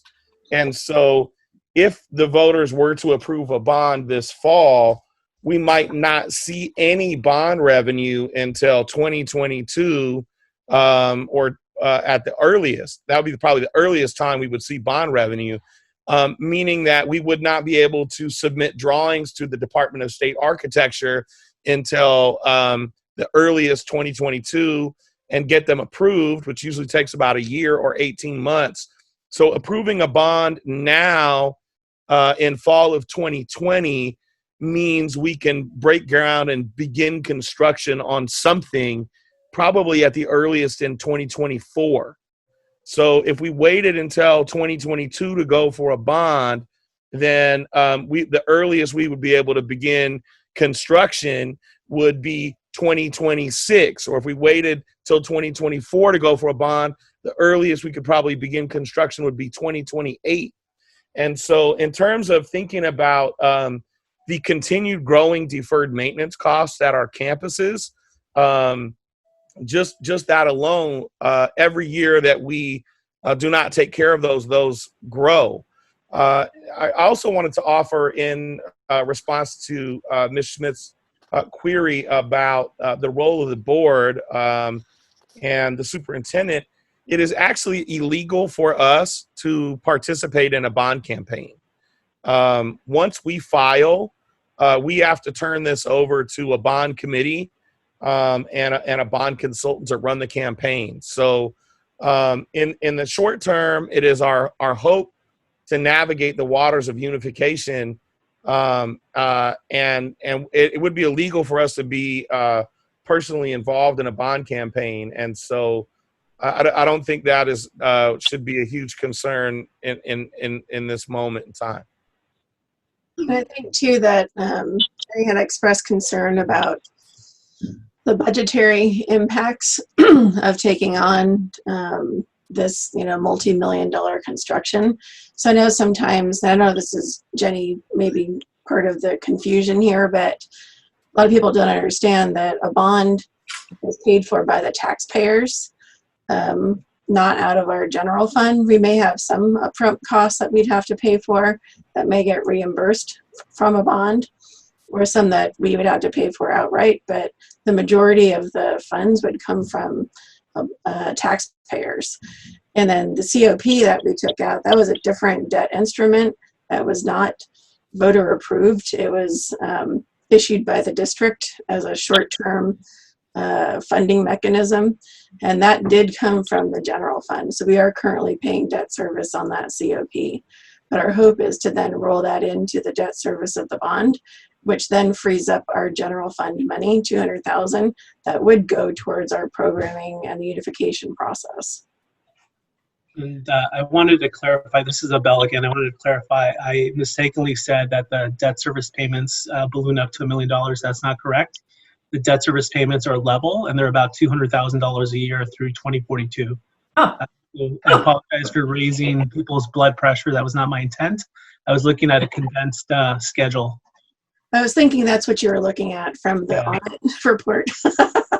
A 5-year conglomerate, yeah. Yeah, that's right. So my apologies if I raised blood pressure. I know I raised mine. Thank you for clarifying that, Abel. President Green, we have some folks that are having technical difficulties raising their hands, so I'd like to recognize Jamie Whittington and then Paul Austin. Okay, I just want to ask Abel a question before we go there, please. Just for clarification, Abel, because there was someone who came on to the platform that was concerned about high taxes and being a homeowner, and I just wanted to just get some clarity on Prop 13 and its protection of home values. Yes. So let me just start off by saying that of all the elementary school districts in Marin County, South Salina Marin City School District has among the lowest tax rates. The current tax rate being levied for a bond is $16 per $100,000. So that's the lowest tax rate for any elementary school district in the county. Secondly, the bond is levied against what the county assesses your property at, which is often protected by Prop 13. So if you bought your home back in the 70s, your home was assessed at that value, which is very different from what you could probably sell that home today out in the market, which is much higher. So when the county looks at the assessment, they base it off the Prop 13 value, the assessed value of the home, not the market value, which oftentimes is much, much, much lower than the market value you can sell your home for today. So I just want to make that clarification. I'm going to put you on the spot with some math. So let's say you have a $750,000 assessed base, and we're talking about $30 for every $100,000. Yep. How much would your tax bill increase for this bond? It would increase by $30 to, let's see, 30 times 7. Hold on one second. 10? It would be about $210. So if it's 30 bucks per 100 times 7, so it'd be about $240,000 for a $750,000 home. Is that right, Abel? Not $240,000. No, it's about $240 a year. About $240 a year. $240 a year. Yeah. Yes. So that's how much would be added to your tax bill if we went for the maximum amount. That's correct. That's at that assessed value of $750,000. $750,000 assessed value. Okay, thank you. That's what Itoko spent on dinner last night. Really, where'd he go? Jeez, takeout? My gosh. I got a family of 5. Not Chipotle.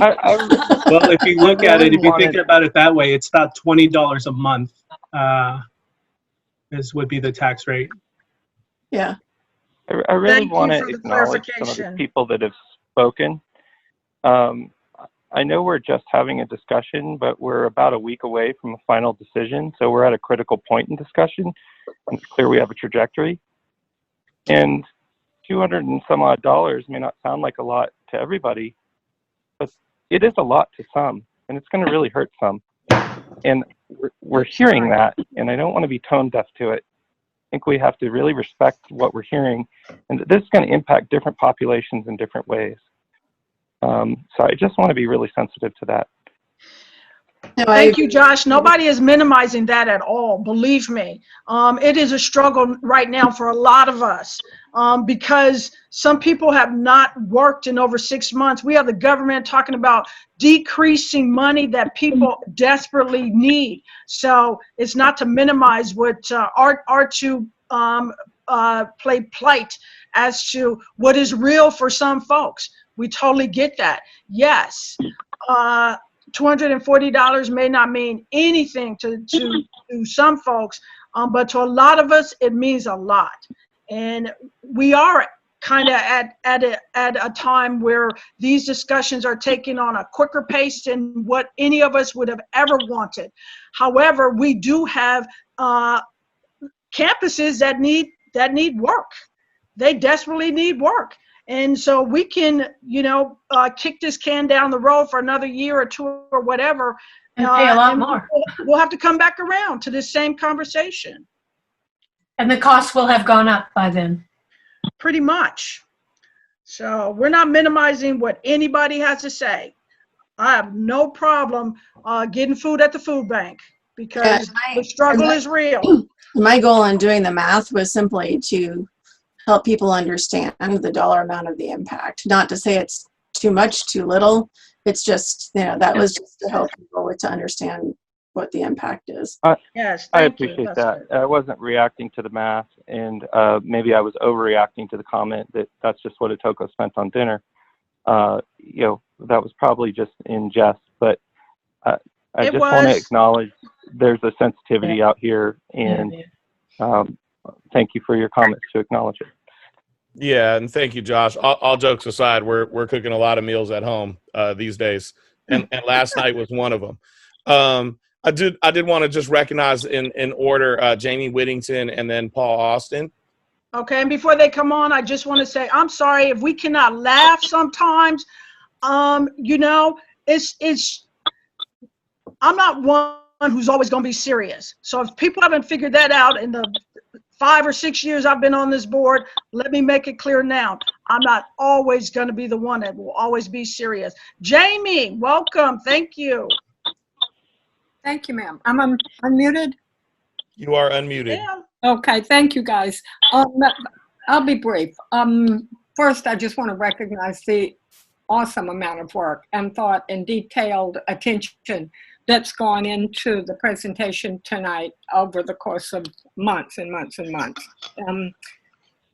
My observation is it seems as though any conversation about expenditures in the broadest sense of the term on these campuses can only make sense in the context of the unification of the two schools that everyone seems committed to.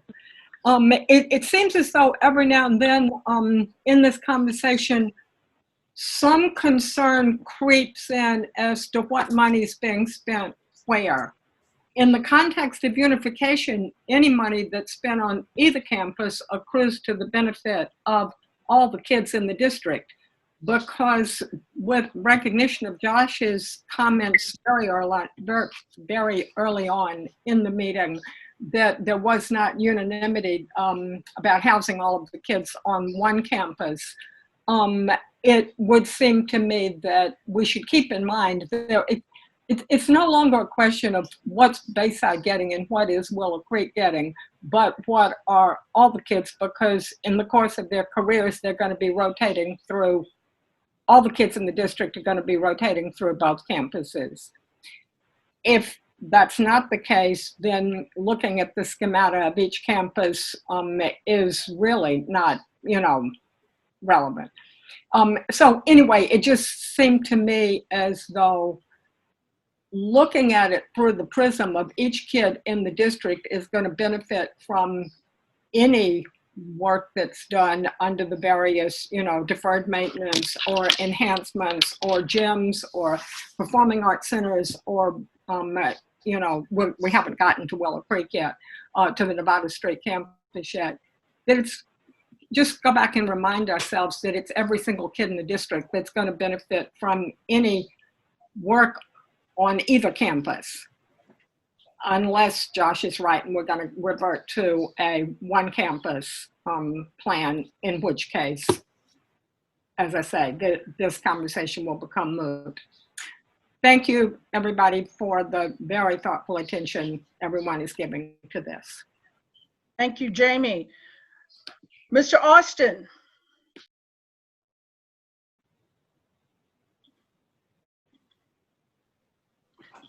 You might be muted.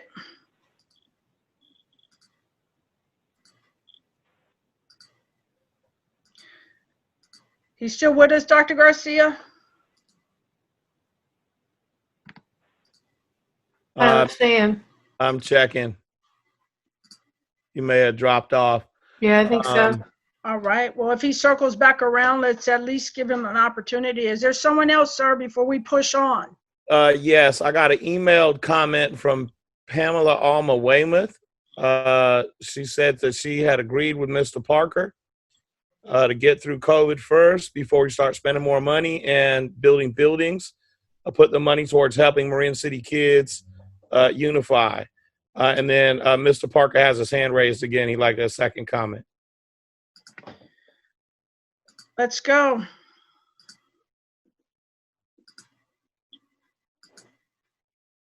Can you hear me? We can Yes, hear sir. you, Donald. Yeah, I know the comments you made about laughing about how much Mr. Garcia spent on dinner last night, but you know, I don't think this is a laughing matter at all in any shape, form, or fashion. Because when you go down the tax bill and you got a school bond 1, a school bond 2, a health bond, a mosquito bond, a Marin City Sausalito sanitary district bond, you got another Tam High School bond, a fire tax, a special assessment tax, a library tax, another water district tax, an emergency radio tax, and then you take on and you add on 2 more Tamalpais High School bonds, and then you add on another Marin City School bond, and then you add on another fire tax bond, and you do the math at the end of the day, and you're not working, and you see how it feels when you're sitting here unable to pay your taxes, and you possibly may be homeless and due to all of these tax bonds. I just really, really, really think it's in very poor taste. Just the spending, it's just, I'm finished. I'm done. Thank you, Donald. All right. Did Paul come back? No. I don't see him back yet. All right. Let's move on. If we Yeah, to there are the- no further intents to comment. I'm sorry? There are no further intents to comment. Yeah. So let's move on to the plan options for the Nevada Street. Ted. All right.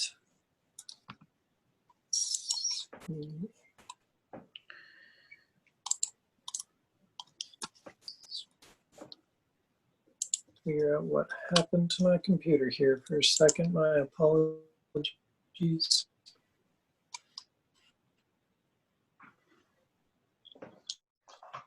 Waited too long. I fell asleep. Oh, no.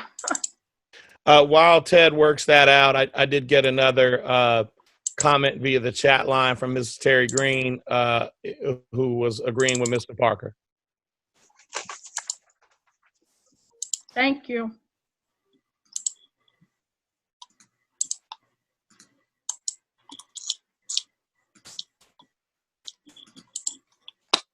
I have to say these comments make me very emotional and in some ways angry. Angry at ourselves. I don't mean at the commenters.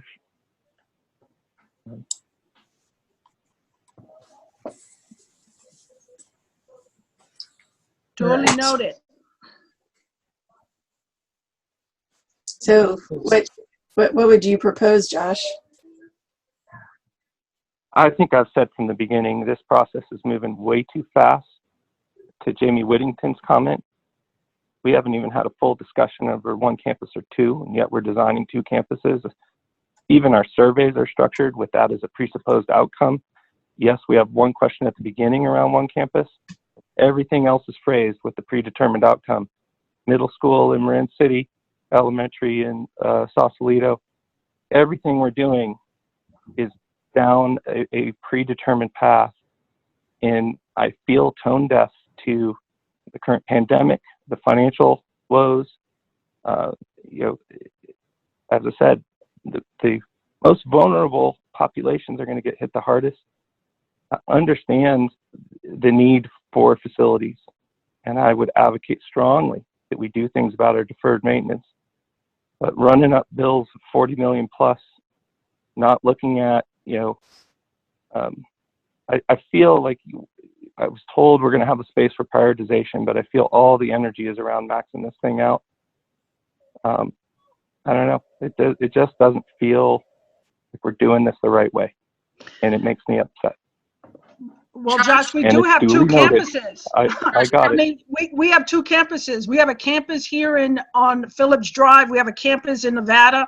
I mean, even if we were to look at I get it. one campus. I'm tired of being talked down to. I'm going to go take a No break. one's talking down to you, Josh. I mean, if you can be open to a different perspective and to listening, maybe that's on you.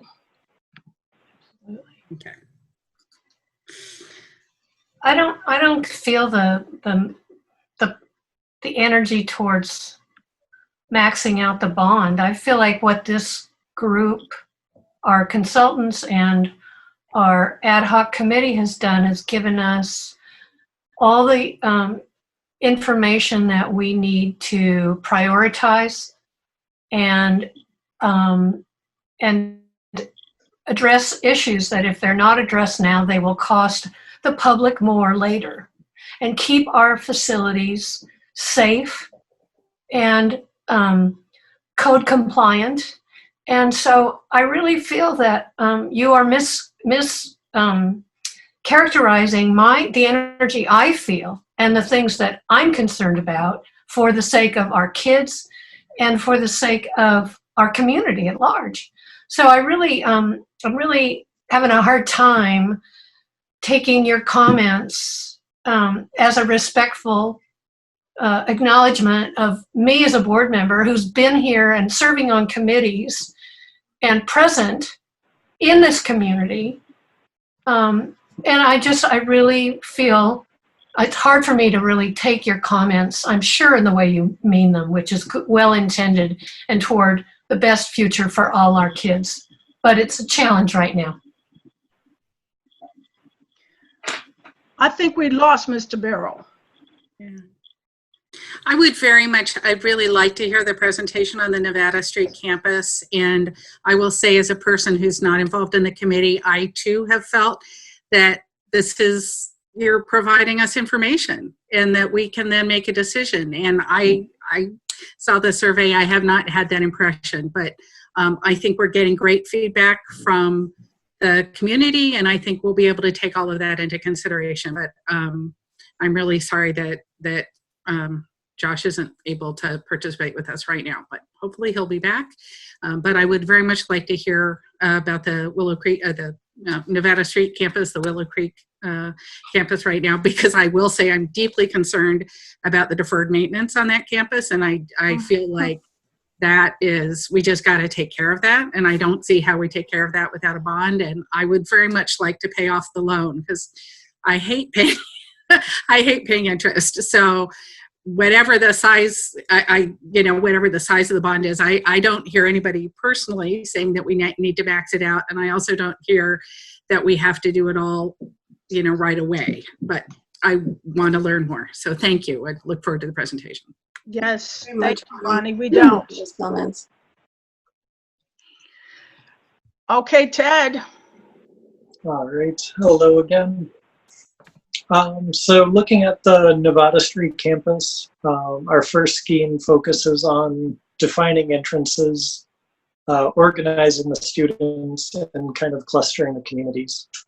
The main kind of focus of this scheme is really organizing the entrance and the flow of the students throughout the spaces. This starts by building a new student drop-off and visitor parking and district administration or school administration building off of Buchanan Street, with the egress coming out onto Nevada Street, allowing the parents and community members to either travel back down into the heart of Sausalito or up onto the highway, and minimizing and streamlining traffic throughout the site and reducing the number of vehicles and community members coming onto the site without checking in first at the admin building.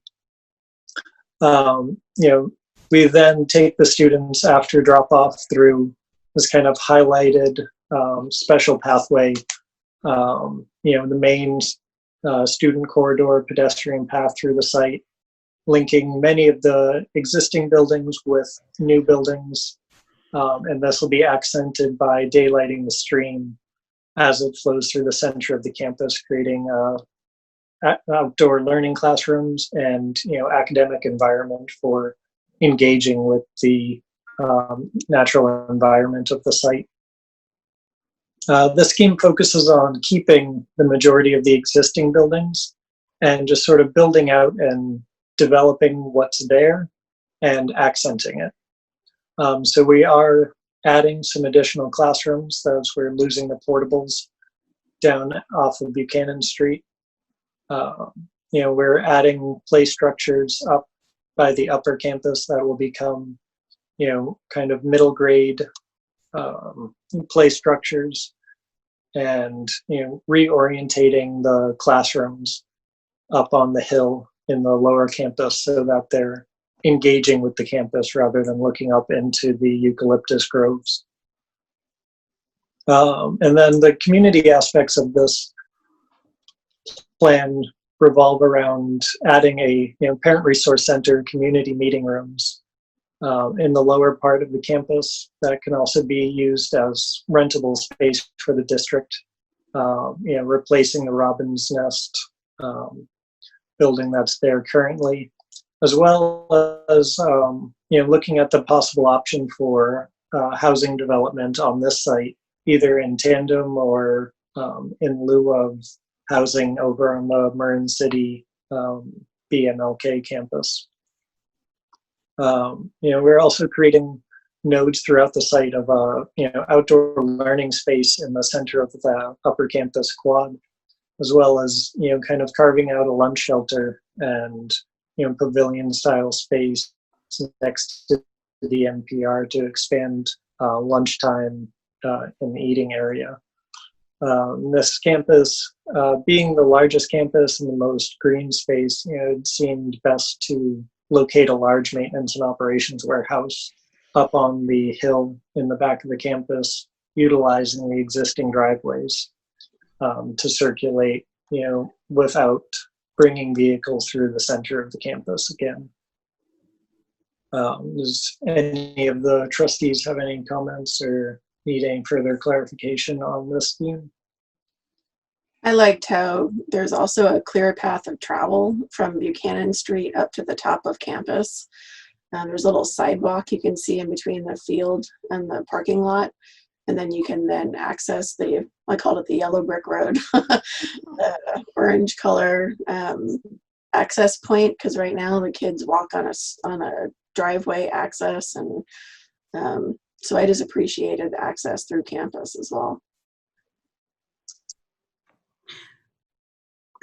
I just want to clarify. So now there's no exit directly onto Nevada Street, right? Is that? I'm trying to get my head around this. Yeah, there is the upper parking lot. There's that road that comes off of it that goes on to Nevada Street. Okay. And then down below, there's also that lower entrance that goes by currently Robin's Nest. Right. Yeah, so there are two. And does the library's just there off of 6A and right? The current library? Right. Yeah, the existing library would be remaining with modernization and deferred maintenance work. That's a great building. Good. Okay. And then the added play areas, Ted, I don't know if you mentioned those, number 4, the two squiggly. Yeah. And there's the solar arrays. Do those go away, or they haven't? Are they still there, or? There's a solar panel that nobody Oh, knows it's it's connected to. Yeah, it's that little black dot kind of by number 4 between 6A and 4. Nobody right. knows where it's connected to or what it does. Gotcha.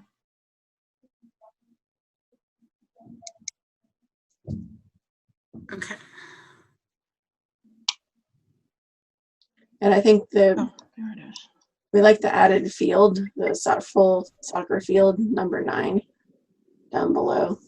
Because it was always Right. tough to have both soccer and baseball on the same field, and so this is an added play space. And one is sort of, that's where the old district office used to be, right? That's right, yeah. And so that could be a use of the insurance funds, which is to rebuild what we lost in that area. Mm-hmm.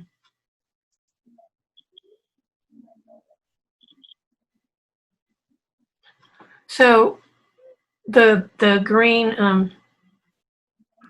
well, the school, the buildings that were built maybe 6 years ago require more, yeah, right there, more modernization.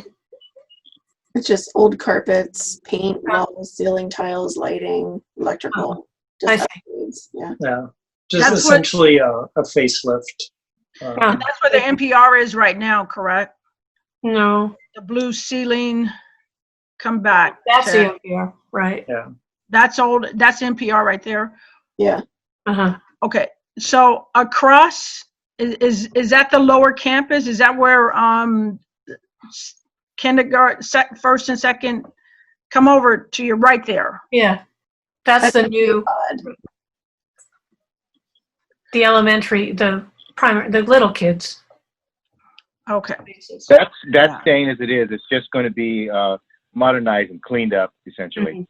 Mm-hmm. And that blue is a play area. Thank you. And what's the blue over by off the baseball field? What's that blue? I forget. Outdoor basketball court. Basketball court. Gotcha. Oh, right. It is surfaced. Mm-hmm. And then the creek is a wiggly line that's going by 6 and 8, correct? Yep. Yes. Yeah. So you can hit your home run into the creek. Cool. A Covey Cove or whatever it is. There and wait for the home run. Yeah.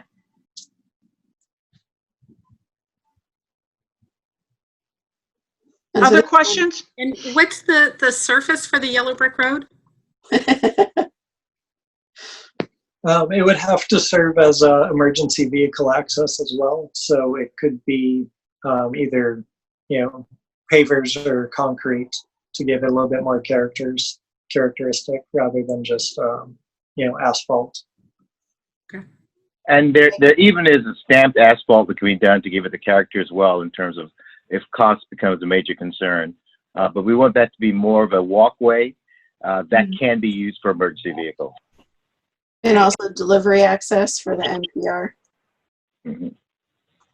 And the idea, this one doesn't rebuild or increase the size of the NPR. It just does upgrades to it. So the idea, we went with the facilities work group. Was it last night? Just last night. And so the idea was to include additional outdoor space for expanding the cafeteria seating, as well as a little pavilion area for a lunch shelter, where you could have lunch, but also other activities, outdoor activities for outdoor learning in that area. Mm-hmm. Yeah, and so part of the trade-off with the maintaining the existing NPR for athletics was adding the multi-use field at the lower end of the campus, really expanding the, PE options for the academic, programs. And then number 2, where Robin's Nest currently is, that would be kind of parent resource center, community meeting rooms, preschool, yeah. Like, just what's a roughly square footage on that kind of that space? I mean, maybe that's, I just have no idea. I've never been in Robin's Nest. How big do you see that area, that community space being? Isn't it the old office? No, that's Same one. footprint. Well, it used to be the old district office. Yeah. Oh, it did. Ages Yeah. ago. And they had board meetings there. But I Number don't- on this. The new space that we're showing would be roughly the size of 3 classrooms. So like 30. So it's 30,000. around, yeah, 2,800 square feet or so. Mm. Mm. Okay. And then number 3, the new classrooms there. I think one of them might be a teacher center. Uh-huh. And 3 classrooms, and essentially that was to replace the portables that would be removed from the lower campus. Mm-hmm. Like a teacher lounge or Yeah, because the admin building is so far away down number 1 that we'd have, copy machines, but also a lounge. Yeah. Yeah, it'd be the teacher workroom would be part of that. And what's in the portables now? Kindergarten, I think after school. Okay. Mm-hmm. It's both kindergarten and after school. Yeah. So, we would need to look at how the grades would be reconfigured on the campus as just a K-5. Whether K would move back to the K-pod area as a nice little isolated zone. Kind of increasing in grades as you go across.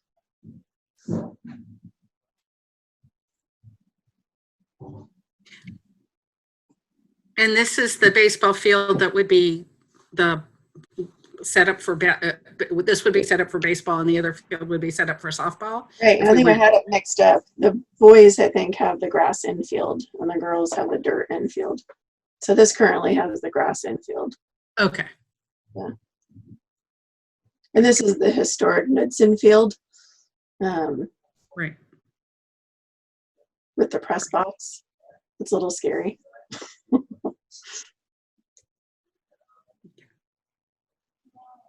Cool. Don't you go into scheme 2, Ted? All right, so scheme 2, we look at basically expanding the campus and still focusing again on orientation and clustering, organizing the students. So this scheme we look at kind of restructuring the student drop-off so that all main traffic is on Buchanan Street, with the drop-off being off of the existing drop-off Lollipop, and then turning that into kind of loop.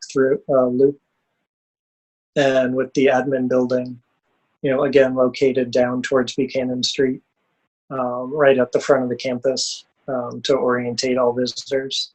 And we separate the parent resource center with their own kind of driveway and exit, so that they're not getting caught up in any school drop-off traffic that might be generated on Buchanan. So then we extended the yellow brick road all the way down to Buchanan Street, so the students have their own entrance onto the site if they're riding their bikes or coming through other means rather than car. So they're able to come right off the street. There could be bike parking located next to the admin to secure and have eyes on that area at all times. And then as you come up the hill, we look at putting in a new NPR with platform stage and kitchen expanded with restrooms and elementary sized gymnasium setup. with bleachers capable of supporting a prep rally for the entire student population on this campus. We're again adding classrooms to the lower campus and modernizing the upper campus with the option of adding a elevated walkway to turn those outside classrooms inwards to engage the central courtyard and kind of minimize students coming around the back of the building and risking, you know, getting into trouble and being out of supervision. And then adding a few more classrooms, you know, kind of off to the side of the upper campus and looking out over the ball field. Is losing the NPR building, you know, the upper classrooms that are in there add a lot to this campus in terms of the number of classrooms, with there being 4 classrooms located up there. So we wanted to make sure we're replacing those in addition to replacing the portables that are being replaced. And again, there's play structures being added up by the upper campus for the grades located over, and kind of carving out some space to make a outdoor classroom in the courtyard outside of the library.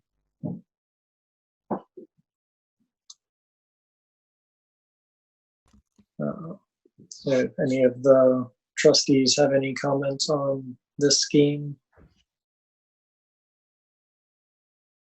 Yeah, Ted, we lost you when you were talking about outdoor space. Oh. You kind of went. My apologies. Yeah. So the, you know, kind of calling out space for an outdoor classroom in the center courtyard of the upper campus, expanding the library engagement area,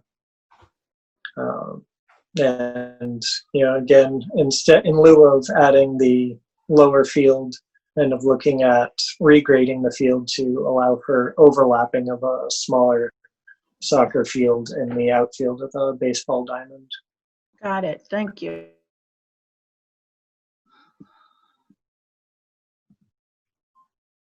And again, some of this could be phased, perhaps, although the regrading of the field, you know, would have some cost to it. But if we couldn't afford the lower field right away, you could do a field up top in the short term. Is the multi-purpose room now also cafeteria? Yes. Yes. Okay.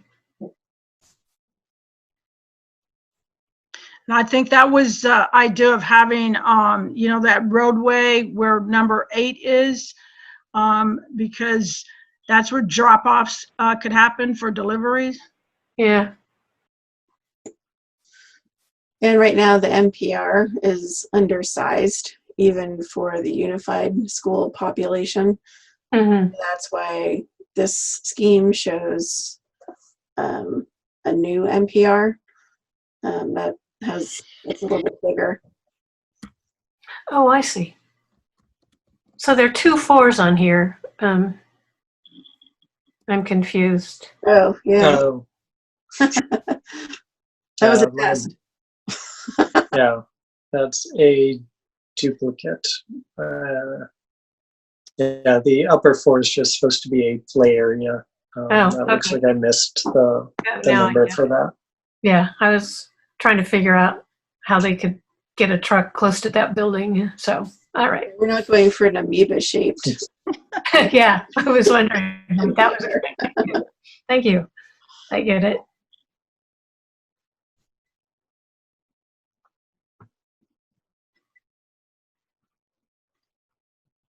Yeah, so the NPR is in roughly the same location as the existing. Okay. And could we, if we wanted to, add classrooms back to the top floor of the NPR, given the kind of the grade change in that area? Or is it just? Yeah, so the vision for this NPR was to additionally support athletics. So the ceiling heights in there would be closer to 20 feet. Oh, got it. And so adding classrooms on top of it would be a lot more complicated because it would be exceeding the grade in that area. Yeah, that makes sense. Okay. So that's why we put additional 3s down below there.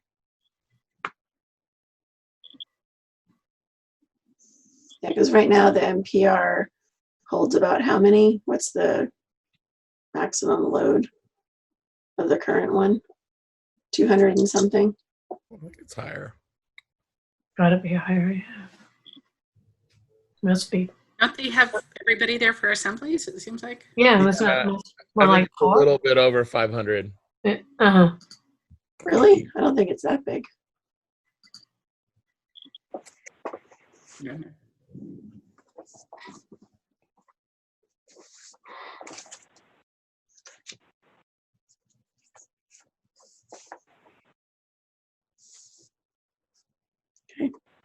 We'll check. Okay. So if there's no other questions on the plans, we can move on to the Yeah. dollars and cents. Great.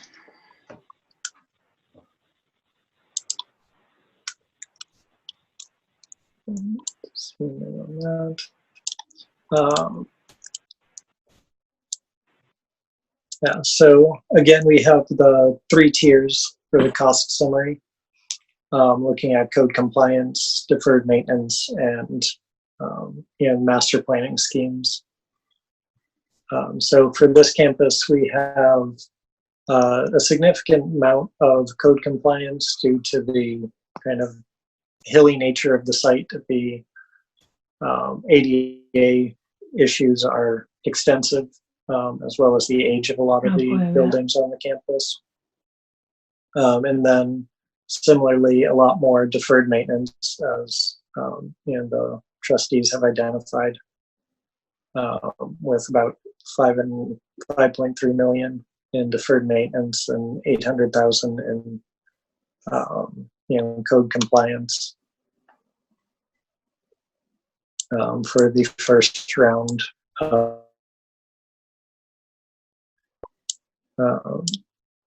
So then if we look at prioritizing new construction, I was looking at identifying the new classrooms and the pedestrian path of travel and play structures as kind of the biggest needs for this campus. So, organize the travel and minimize visitors and, confusion on the campus. So really identifying those routes. And then in the, as well as a significant amount of money going towards modernizing the upper campus and, the new servicing the roofs and gutters, as well as the baseball field and maintaining the driveways up to the staff parking up on the hill. But the whole scheme comes out to about $28 million. And then looking at the, tier 1 or option 1, phase 1 options would run about 18 million plus the 6.7 million for code compliance and deferred maintenance for kind of initial work on this campus. And then looking at, scheme number 2, the, as similar work with the modernization, servicing the roofs of the lower and upper campus, as well as a lot of modernization work to the upper campus. And then looking at kind of building out the classrooms and play structures, coming in a little bit higher just because of the added number of classrooms in the scheme to 21.5 million for kind of that, initial project options, and then as well as daylighting the stream was able to fit in there as well. And then the remaining plans for the master plans, or the remaining new construction for the master plans, comes down to 11 million and 20 million for the first schemes. So that's kind of flipping places with the BMLK, which if you remember the numbers from the last scheme, we're at 11 million for phase 1 and 20 million for phase 2. So, remember in our last meeting, you were mentioning how the tier 1 and 2 costs sometimes are duplicative of the tier 3 costs, where if you did the project in tier 3, you would not need to do the deferred maintenance and code compliance in tiers 1 and 2. So does this math take into account some of those duplications, or it could be that this is a little bit lower? Yeah. Go ahead. So the deferred maintenance in that tier 2 could be offset by the modernizing the lower and upper campuses. I wasn't able to strike out those individual items as I was going through. Yeah, we separated those because, as was discussed earlier, you may decide that you're just only going to do the deferred maintenance components and not do any of this new work. But if you do some of the new work, you can go ahead, as Ted was saying, offset the cost of deferred maintenance, because if you modernize one of the buildings, the deferred maintenance work would be included in that modernization. Or if you tear down the building and build a new one, obviously the deferred maintenance is no longer valid. So those dollars could be rolled into the new work or the modernization work. Yeah, and so my question was, of the 21 million, there may be some duplications where we've selected at the tier 3 option some of the modernization that no longer requires a deferred maintenance cost. So that that's correct. May be overstated. Right. Yes, that's right. Right. And that may answer part of my question, which is last year we were presented with information about deferred maintenance that was closer to 30 million.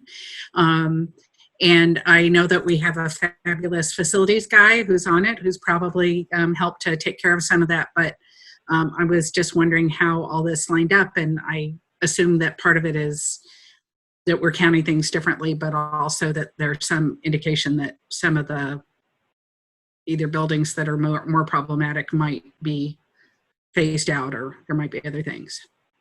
Was it all deferred maintenance? I remember that big price tag. I think the 30 million included like completely replacing certain right. So I think part of that 30 million is not just tier 1 and 2, but it's also tier 3 work. Okay, thank you. Thanks for clarifying. I mean, is that your recollection or your understanding, folks? It was mine. I thought it was, because the focus really was on the upper campus. Yeah. And that was rotting all away. the work that needed to happen on that upper campus. Yeah. Dr. Garcia, is that your recollection of that 30 million initial number? Yes, absolutely. Yeah. And I know that we've made a significant investment this year, but I just didn't know how much of that was included. But thank you for clarifying. Yeah, I think like the deferred maintenance, if we were to go through that detail on the Novato Street campus, it's what's needed in addition to what we've already done.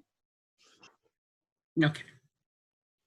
Yeah, I mean, we spent last summer, I think, close to $200,000 to do some like really kind of emergency repairs.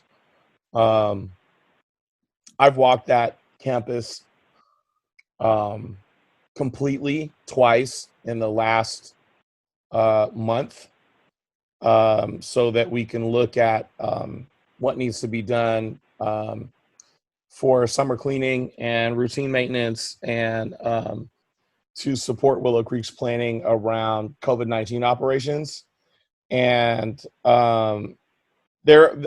you've heard it from many other members of the public, but there remain, even though we did some emergency work, there remain some dire needs on that campus. What was done was to ensure student and teacher safety. I've actually went ahead and authorized some additional kind of minor expenditures around flooring. There's like some custodial closets and some bathrooms that have like actual holes in the floor, and I felt like we couldn't wait to pass a bond to fix those. And since we had some flooring work already happening in the district, I wanted to include those just for safety issues. I mean, if anybody were to walk in a door, you could literally put your foot through the floor. So it can't be stressed enough the amount of deferred maintenance that exists on the Nevada Street campus, and the fact that there is I'm confident that the kids and teachers are safe. My worry now is about custodial staff and other contractors that are going in and out of those buildings to do work. These things need attention, and they need attention soon. Yeah, and Bonnie, to your question, my recollection was a good chunk of that 6.7 million of tier 1 and 2 was those buildings on the upper campus, like the siding and the roofs and the gutters and the interiors, and I think it was like 3 million or so of that 6.7 was essentially rehabbing those upper buildings. I also remember like replacement too, but I could be wrong. Yeah. I just thought that they had replacement in there. Yeah. So are there other questions on the financial sheet before us on schemes 1 and 2 before we go to the public?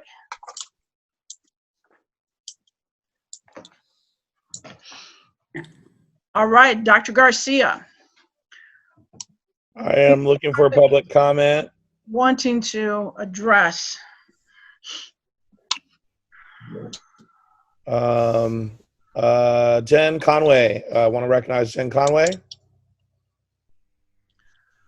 All right, Hi there. Jen. Hi, everyone. This is Jennifer Conway. I first of all want to say I love the idea of all of the things that have been presented on both campuses. To have those available to both our communities and our schools and our children are incredible. So I love like the creativity in the designs and the thoroughness. It's incredible. However, when I think about some of the things about community spaces, community centers are the domain of the CSD and the City Council of Sausalito. And what I would want for this process, considering 68 million or however much money that we're talking about being spent in our community, that we have a collaborative team of equals that includes the Marin City CSD, that includes the Sausalito City Council, and includes the school district. And it is a re-envisioning of the school facilities as well as the community facilities across our two communities. And that we don't limit our possibilities to these two current school campuses, that we consider the things that we have other assets in those three domains, which includes the rec center, other buildings here in Marin City, that also includes the old MLK campus. That's something that we should be thinking about, as those additional assets should be thought about as we're reimagining what these facilities and what this community looks like for the youth in our communities. So I guess when I think of the scale and the gravity of what we're talking about, I'm wanting a little bit of a different process for it. I'm wanting a little bit more inclusive, more comprehensive process that includes those other key stakeholders who actually own the domain of some of the things that we're talking about. So those are my thoughts, but like, yes, I want all of it. Absolutely all of it. But I also want to be sensitive to what Donald brought up. And community members in this community who I haven't looked at my tax bill in that detail, but wow, if he was not exaggerating, that's pretty incredible. So, you know, there's just a lot to be thought about, and I'm wishing for a little bit more inclusive process on that front. Thank you. Thank you, Jennifer. Yeah, duly noted. We are talking about the Sausalito Marin City School District properties. Who's up next, Dr. Garcia? Would like to recognize David Sudo and then Chris Durbin. All righty, Mr. Sudo. Good evening. Good evening. You know, I think these plans are creative. I would say that, you know, it would really help to figure out what our unification is going to look like to complete the, you know, this process on design. It may affect how we decide to place buildings or resources. But I would note that, as you just left off, is we have about a $30 million tab for remediating deferred maintenance. So, you know, we're really starting around 25, 30 million probably of immediate needs in the next, you know, 4 years that we need to spend, regardless of what else we decide. And I think, you know, we need to, as Dr. Garcia indicated previously, it's not a quick process once we approve a bond by the voters. So we need to get a minimum project running and then figure out what else we want to do as we progress on our unification in the next year. But I think we really need to move forward on this and have the community realize that our minimum need is $30 million or so. Thank you. Thank you. Dr. Garcia, who's up next? Would like to recognize Chris Durbin. Chris. Hi. Just something in response to what Jennifer just said. It's my, and please tell me if I'm wrong, but I thought that a former school board sold the MLK property to the city of Sausalito, the MLK campus, where the French school is now. So I'm just wondering if there are any other properties other than the Nevada Street campus and the Bayside MLK campus that the district owns. Thank you. That's it. Yes, those are the two campuses that we own, Nevada Street and Phillips. I think she was just talking more about how we were collaborating with this community services district over the NPR. Perhaps there's ways we could collaborate with other neighboring agencies. But I do think there was the suggestion that we still own the campus at the French, where the French school is now, and I would like clarification about that. We do not. We do not. Yeah, no. We do not. Previous board or two. Okay, but it's, yeah. But it's owned by Sausalito now, the city of Sausalito? City of Sausalito. Yes, okay. ma'am. So then that's the idea, then that fits in with the idea that we do this collaboration. Okay, thank you. But the fields there are for community use. So if we wanted to partner with the city of Sausalito to use those fields for school purposes, I think that was kind of, that's what I took from Jen's comment. Okay, that makes a lot of sense. Thank you. Yeah. Dr. Garcia, who's up next?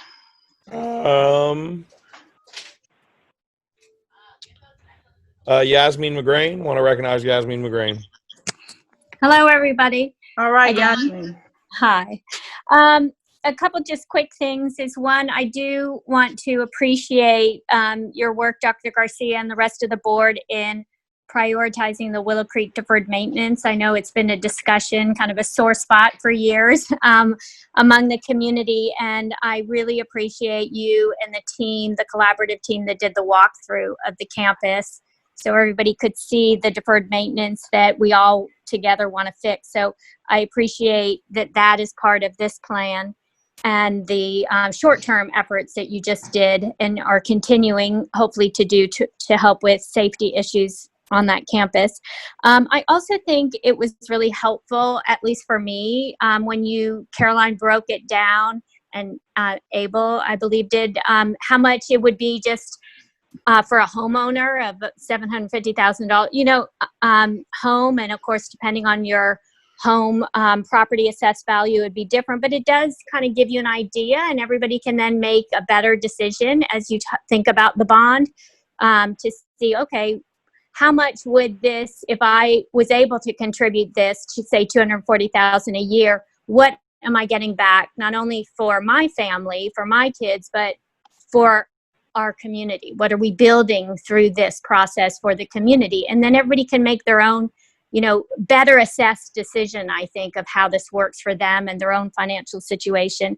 And then the other thing is, it would be really helpful, it seems like, to have a timeline, like a graph. I'm a visual learner, so to have one slide with a timeline that kind of get a sense for, okay, here's the sort of the projected timeline for unification, which is the focus of the school board. And then here is the projected timeline if a bond went through that, as you said, Dr. Garcia, would be run by a different committee to get it approved. But then ultimately what your projections are on when certain elements would actually get started. Because I think when you see it all together, and because everybody wants to unify, that people are getting concerned that may be then affected negatively with this.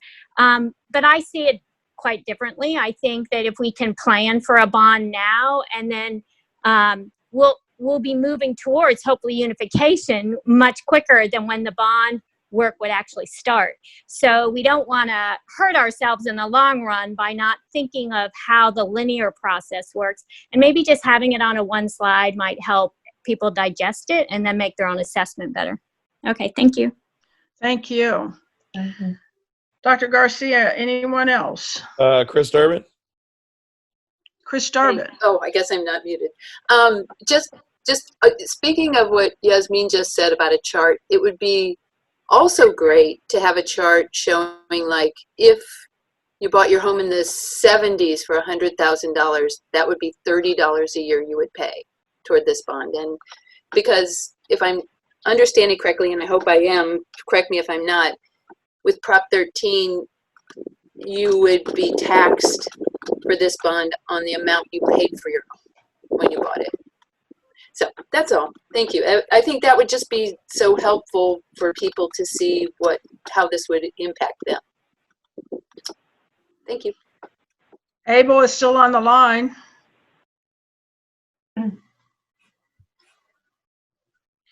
Did you want to clarify that, sir? Well, if you bought your house for $100,000, it still goes up.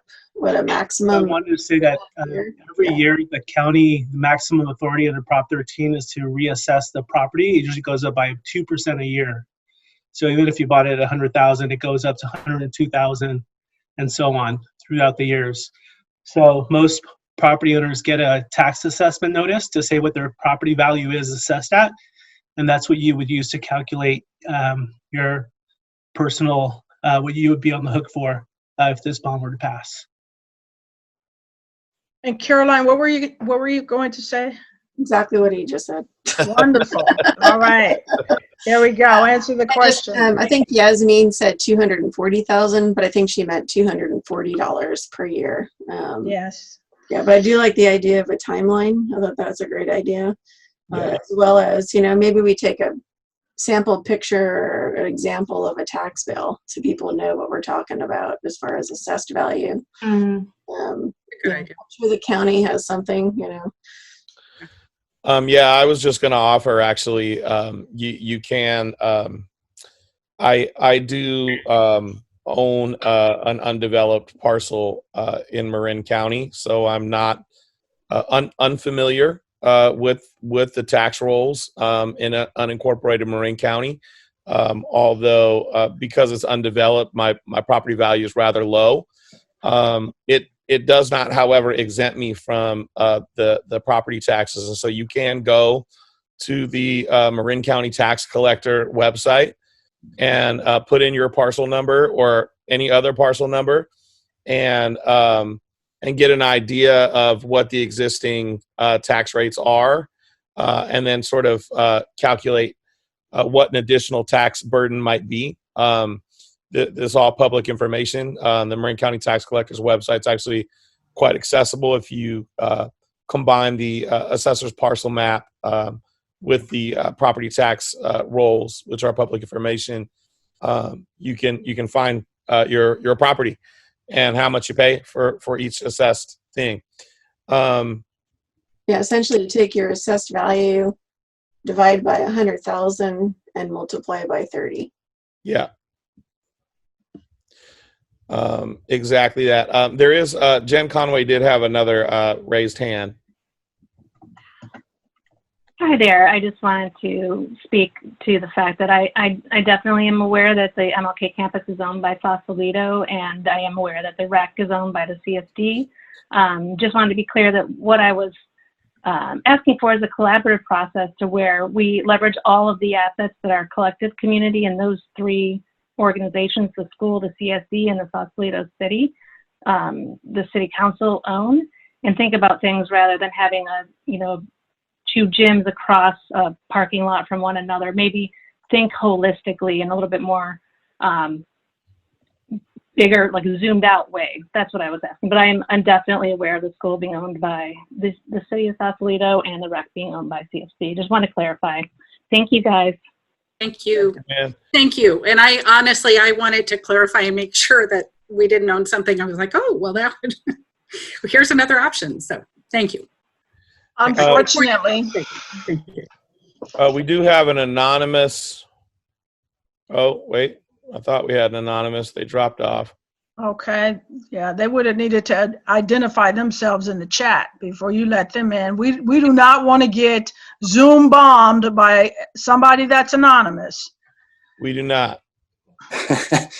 Sorry, guys. I'm trying to work a phone, and I'm not doing a very good job. This is Scott Walker. How are you? All right. Good. Hello. Don't mean to Zoom bomb at all.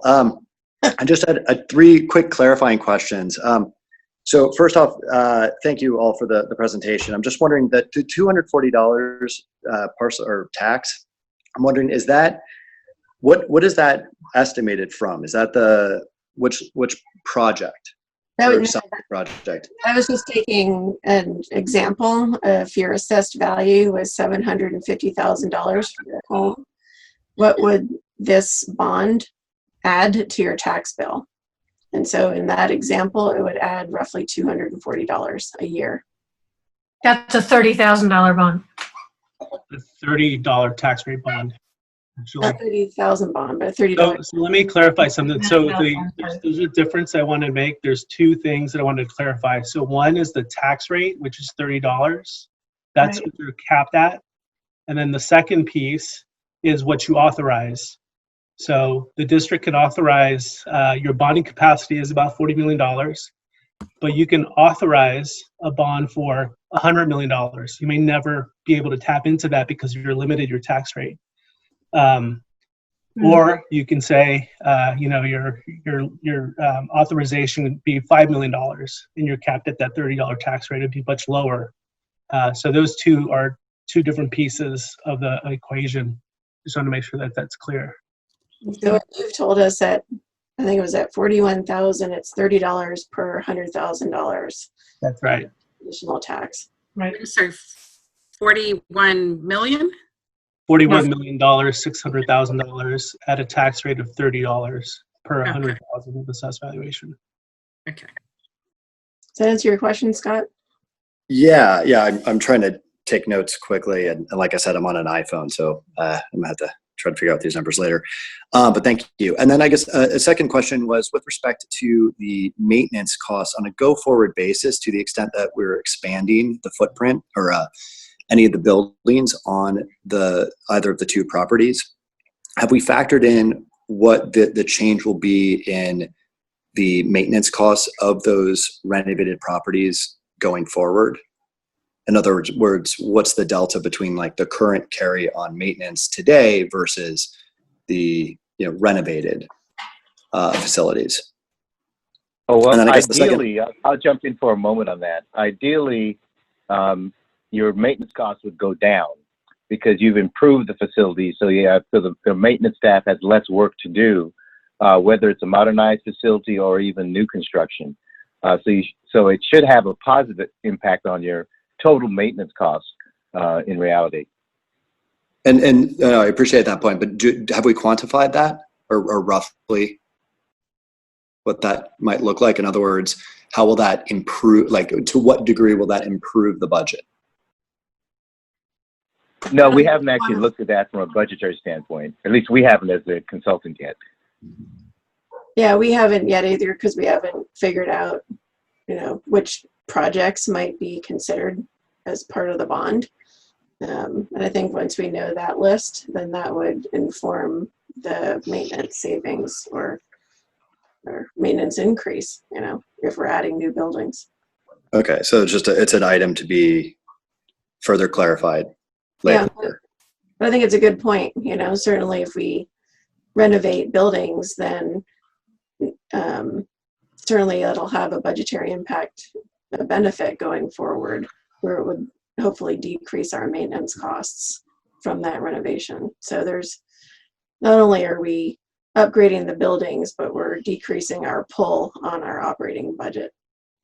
I mean, to Scott's point, I remember somewhere along the way talking about, that the Nevada Street campus is made up of a number of buildings with externals. If you have one big building that has a number of classrooms in it, the maintenance cost for that one big building, especially in a marine environment like we have, is less than a bunch of small buildings with wooden siding that requires an annual, fairly frequent staining and stuff to extend its life. So, I think, to me, that's something to consider. I love the Nevada Street campus and the way it's collegial, it's just lovely. But on the other hand, it is a high maintenance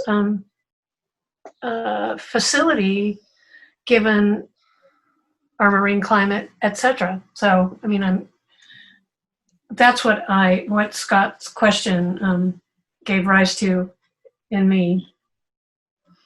Thank you.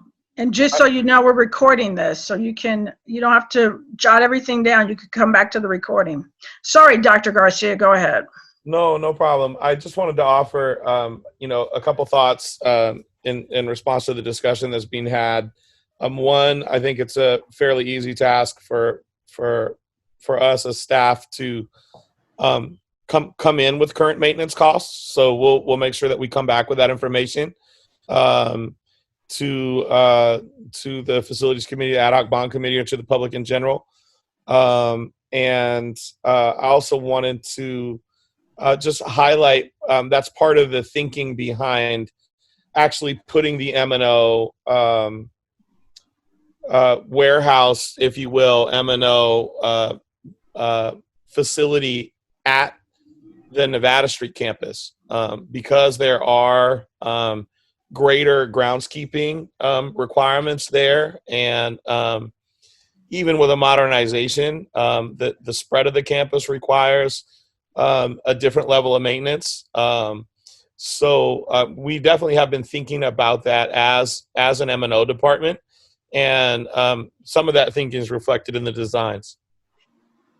So that would further cut maintenance costs to have a M&O presence directly on that campus. And Deborah, to your point, Ted and Leo did come to us with a third option, which essentially was almost raising most of the structures on the Willow Creek campus. Yeah. And they came up with a beautiful concept design about reconfiguring that campus to recluster the classrooms and everything. But given where we are and what we need to do and how disruptive that would have been to the campus and the cost level, we opted out of that option. Yeah. It was a dream team option, but yeah, it was beautiful, but very beautiful. Yeah, so while those upper classrooms, because of the way they're configured and maximum surface of exterior walls, with our higher maintenance costs, I think to raise those and rebuild them would be outside of the scope of our bond and med capacity, and it would disrupt some of the other needs that we have. So maybe 2030. Or 2050, yeah. Yeah, right. When we're all long off the board. Yeah. So are there other comments, Dr. Garcia? I know that we had arranged to schedule this meeting from 5 to 8. We're at the 8 o'clock hour. There's a lot of meeting left to go. We don't want to cut anyone off, but I surely do not want to be here until midnight. One more comment from Yasmin McGrain. I'll be really quick. I just wanted to thank you for adding the bit about the affordable housing to these designs. And I'm a real passionate around affordable housing. And if there's a way we can all imagine the possibility of having our teachers and staff who need to, that could live within our community as they serve our students, I just think that is just an amazing thing for us all to really consider. And what it would do to elevating the our whole school district, and also sustainability as we consider designs. If we're going to teach our kids to be environmental stewards and us to be a leader in that, how do we build designs that have sustainability opportunities where we could even get grants and donations around solar panels and things for our campuses? But considering that as part of the design would be great. Thank you. All right, folks, that is bringing us, I'm sorry. Dr. Garcia to thank for partnering on the affordable housing, and that's been a major drive by our superintendent. So thank you for that. Yes, hopefully it'll come to fruition. Would be great. I believe we may be the recipients of some very exciting news in the not too distant future. Would be nice to bring some exciting news to our the greater community, Dr. Garcia, while we're in a global pandemic. It sure like would. a fortune cookie. Yeah. All right, so according to our agenda, the draft project list is up next, 4.03. I assume that is Ted and Leo. Well, really, it's the discussion that we started to have on the first item. I would like to invite Ted and Leo back to reproject the financial sheets, actually for both campuses and the plan options.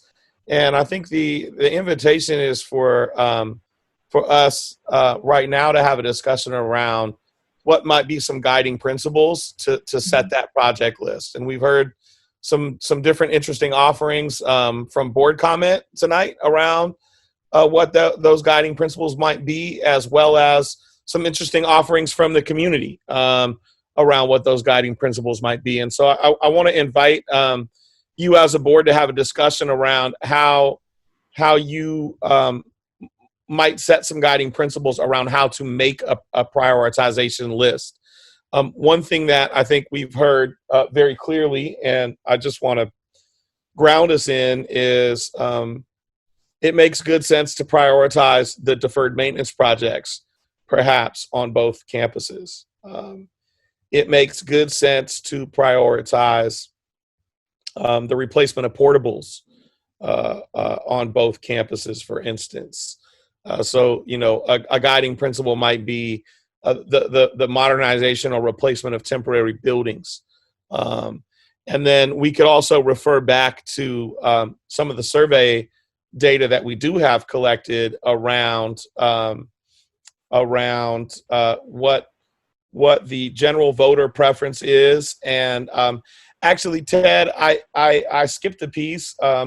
Would you give us an update on our current survey responses? Because those also test some priorities that folks that have taken the survey might have. And before he does that, Dr. Garcia, I just want to prompt Caroline when we go into this section to just revisit some of the conversation that we had last night in the facilities meeting, specifically, what Marika offered. Perhaps that can help us with some guiding principles as well. Yeah, thank you. after he does this.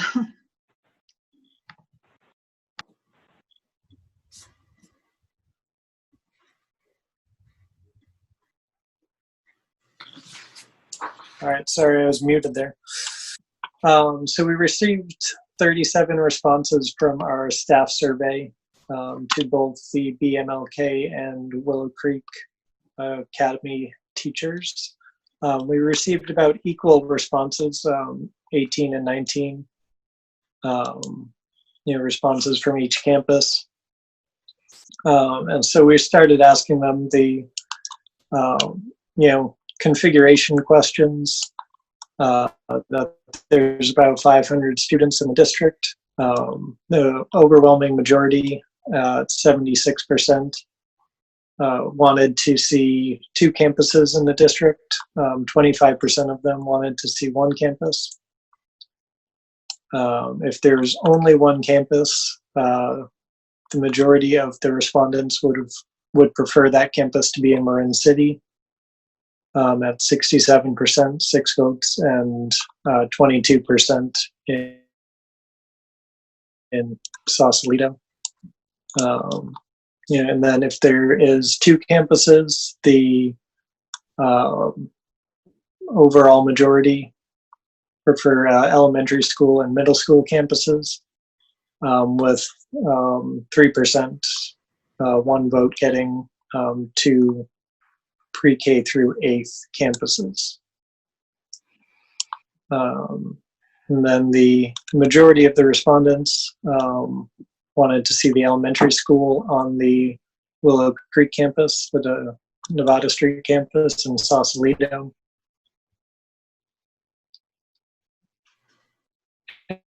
And percent B. None of the teachers had preferred the pre-K through 1st and 2nd through 8th model. We then asked them about the security on each campus, if they were comfortable with the existing security. And the majority of the teachers had said yes at Willow Creek and at Bayside, with only 12% responding no and 17% responding no at Willow Creek. And then the significant no opinion, I think can be deduced to be staff members who don't have experience on either one of the campuses, just responding to the campus that they work on. So then we got into kind of ranked choice of asking what your priorities would be. For the most important site and exterior feature of the campus, the teachers were ranked highest outdoor learning spaces, followed by parking improvements and play yard improvements, with administrative offices coming in behind that, and security fencing improvements coming in at the bottom. And I'd skipped field and site lighting, coming in a little bit higher than the admin improvements. The next question was asking about classroom features and the spaces inside of the buildings. The highest... Sorry to interrupt, but this is just the Phillip Street campus? Yes. Yeah, sorry for not specifying. This is the BMLK Phillip Street campus. So on that campus, for the interiors of the buildings, the teacher's highest priority was restroom improvements, followed by HVAC improvements. So both of those can be kind of classified as deferred maintenance, and improving restrooms is typically always required by DSA to meet current code, and is always just good to do as part of maintenance projects. Following behind that, gymnasium improvements and window shades and blinds. Combining the window shades and blinds, it seemed the interior comfort and temperature control is ranking very high for the staff. you know, then following that, the kitchen and cafeteria improvements at BMLK, along with flexible furniture and collaborative classroom improvements, and then tackable wall space and storage and classroom acoustics kind of bring together the middle of the responses, with library improvements and science lab improvements coming in at the bottom.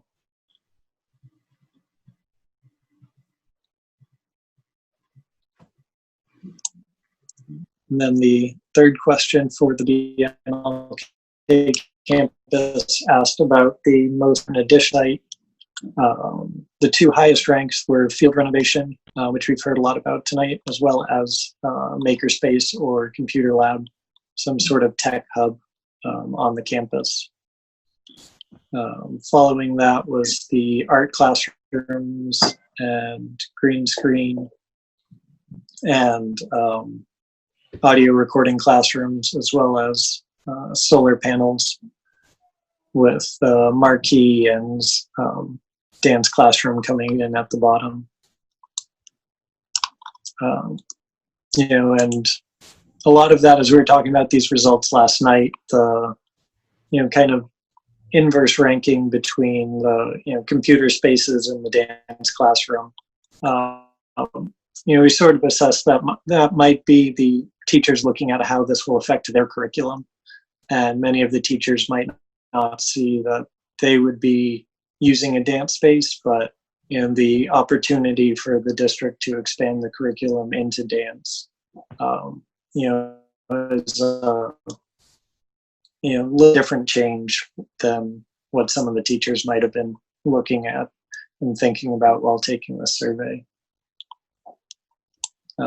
Then as we move over to the Willow Creek campus, we asked the same three questions. So we start with the site and exterior improvements.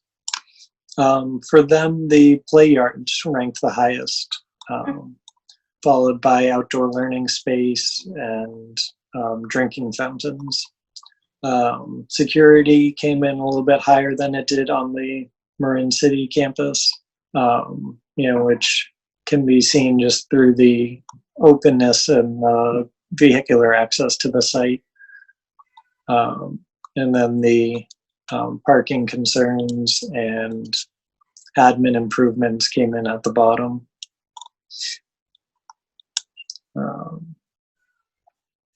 Looking at the interior spaces, classrooms and NPR, the, you know, improving the NPR ranks the highest. Again, restroom improvements are up towards the top.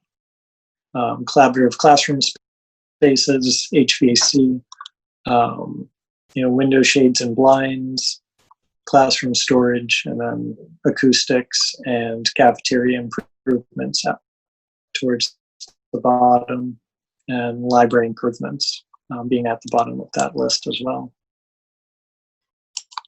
And then looking at the new spaces to be added to the to the Nevada Street campus, it was very tight respondents between the solar panels, field revitalization, makerspace, some sort of tech hub, and art classroom are all right up towards the top, with green screen and audio recording and school marquee coming in at the bottom of that list.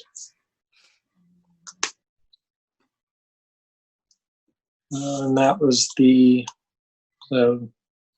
yeah, after that we had written responses, which, you know, we'll break out and send to the board for their perusement. But for this meeting, going through those individual responses would be not really the best use of time. Good.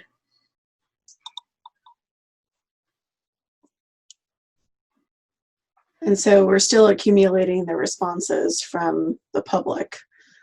And the deadline for that is the 31st. So we'll have those by Monday's meeting. Correct. Is that includes parents? Yes. Parents, community. We hope. Yeah. Okay. Wow. That's great. So while I'd like to go through, our project list, I also want to be informed by that survey. Yeah, exactly.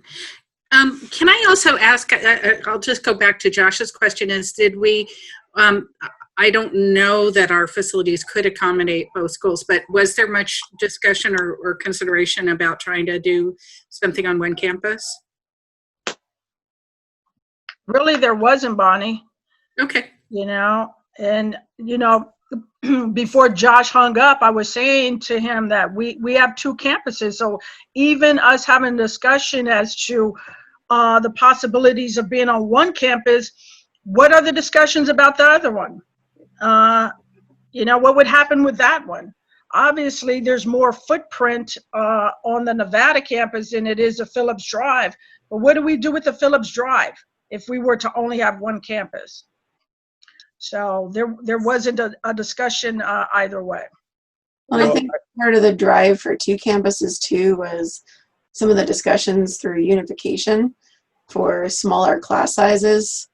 And if we were to reduce the class sizes, I think even if it was 17-1, I don't think we could fit on one campus. Certainly not the Drive campus, but I think it'd be really tight, if not possible, on the Nevada Street campus. So I think part of the two campus options was driven by some of the work that the Unification Task Force has done and the joint board meetings around class sizes. Yeah, thank you, Caroline. I was going to just offer some similar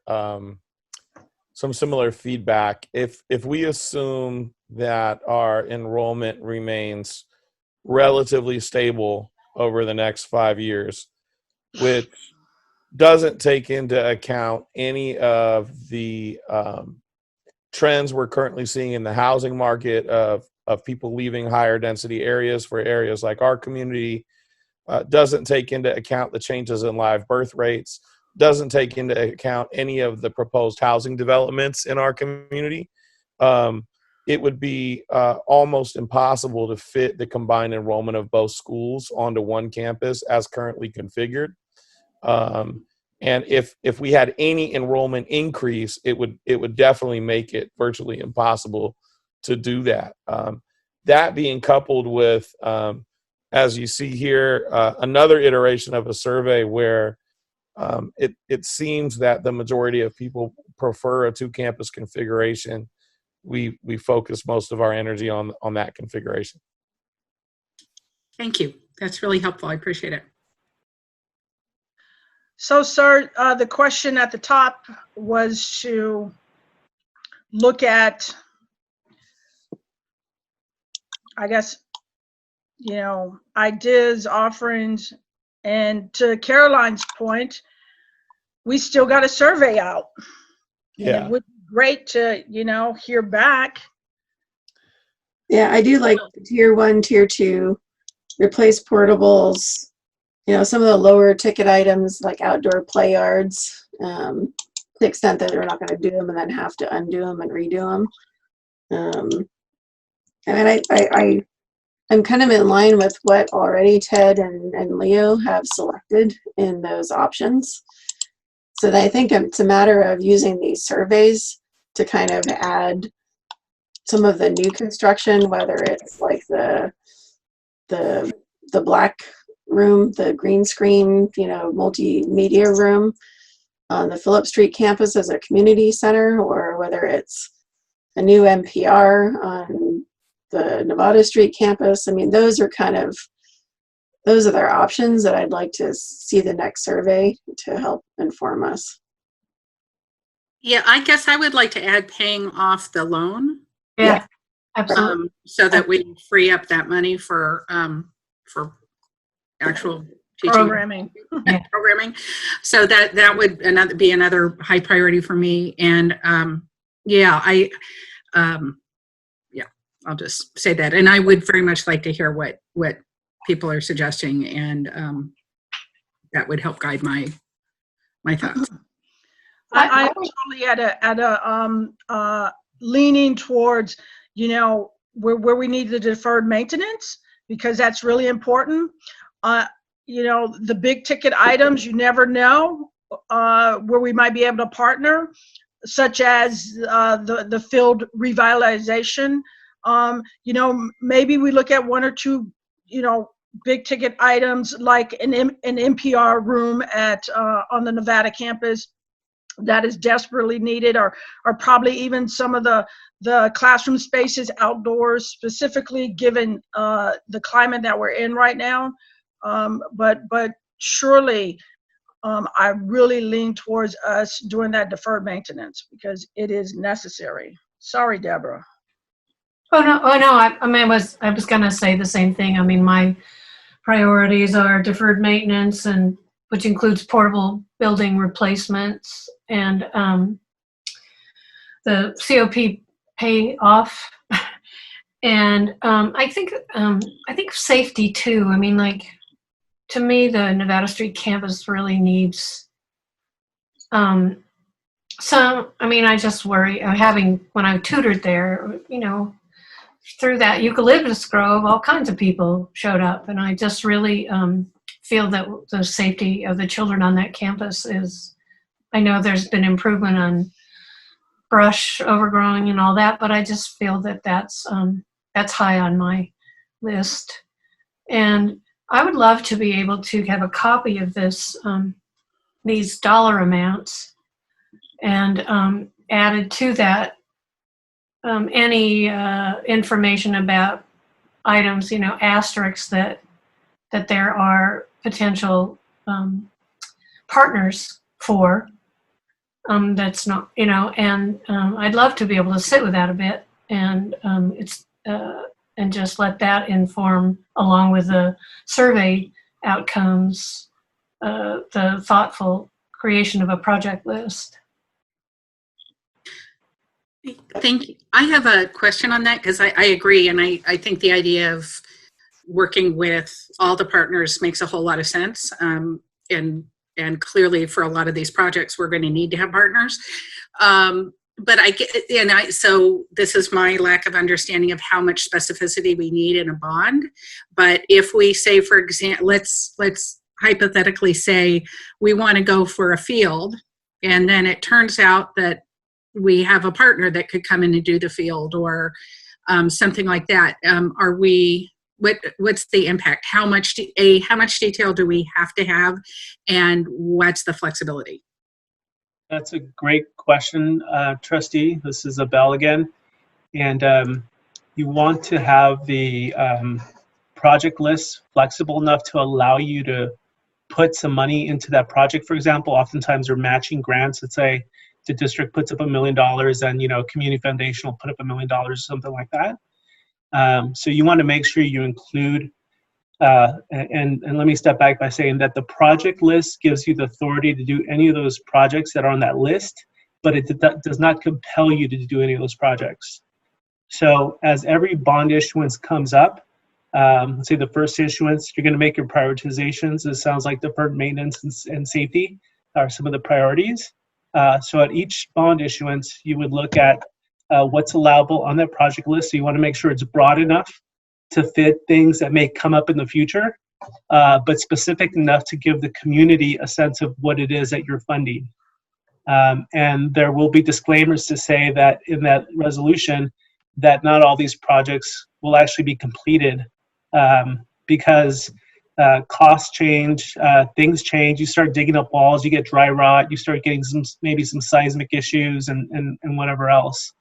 So you do want to have the flexibility. So if it's on the project list, if you think you may want to do something, then you need to include it on the project list. Okay, that's really helpful. And I guess I want to sort of also support Trustee Turner's idea about safety as a guiding principle, and not just sort of security things, but whatever. But given the COVID environment and what we've learned, that safety means so many things now, whether it's protecting ourselves from fire, which was our big concern last year and maybe again in the fall, or whether it's a COVID related thing, or God knows, I mean, things happen all the time that and in 2 years or whatever, when we're moving ahead, we may have something else that we're concerned about. But I obviously, I guess I will say another key thing for me is making sure that our kids are safe, kids and staff are safe. Another thought too, along the lines of safety. I think on the Nevada Street campus, part of the safety was moving the admin building down to the lower portion of the campus to create a real entrance. And while that is a $3 million ticket item on our list, we do have the insurance money, and it would be nice to get that whole thing buttoned up and done with. So while prioritizing safety, if there's a way we can find an application of that insurance funds, because I don't know if there's a time limit for us to claim that amount, but I think to find out there was, and we missed it. I don't think there is. We've talked about it before, I think. Yeah. But also it's just constantly hanging out there, and it's, $800,000 right there. And did we talk about how to protect the upper parking lot area? Because barring, putting some kind of gate coming down that road, there's still, that it's still a sensitive area in terms of safety and people coming on that campus. Oh, yeah. Yeah, sure.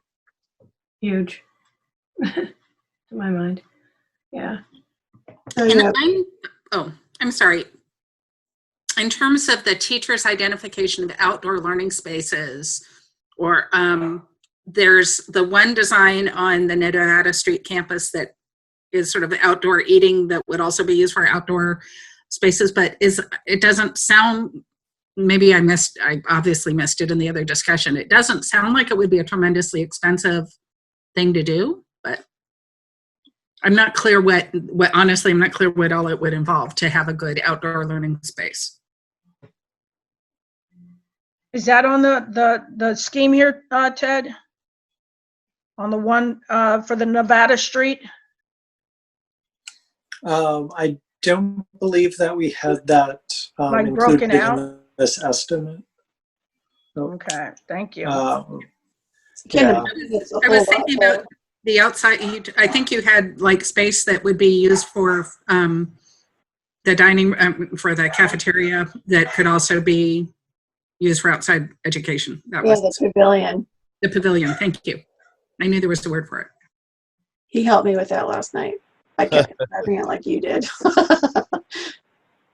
Yeah, so the lunch shelter came up at yesterday's meeting, and the outdoor classrooms. So we weren't able to get a price put to that at this point, but I'll reach out to our cost estimator and have him draft up some numbers for that. And in terms of, what the collaborative or outdoor classrooms could look like, it sort of can vary from, flexible furniture of picnic tables and benches to, kind of tiered concrete seating walls to create an amphitheater, or, sort of an open-ended vision for whoever is contracted to design that work, to kind of interpret and provide a vision to the district for them to approve and move forward with. Thank you. And Dr. Garcia, I don't know if it's too premature to, share this cost with the community at large, but if we can at least make it available for the entire board, so they do have some sense of the cost factors that we've been talking about. And then when Ted and Leo comes back with additional costs, for full transparency, to be able to have those,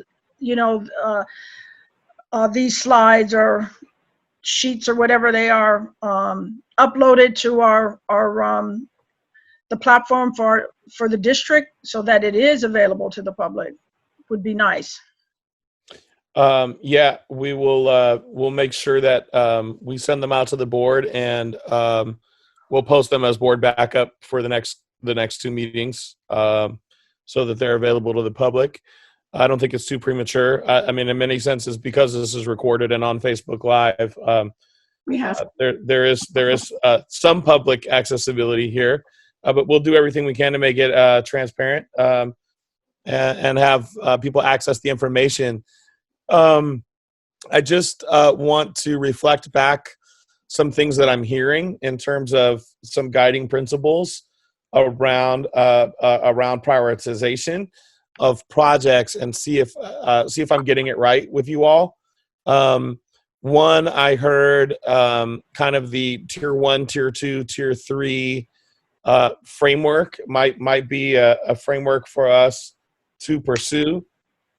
Two, I heard kind of what projects might be able to be eligible for outside funding is a consideration. I'm not ranking these in any way. I'm just trying to reflect back what I've heard.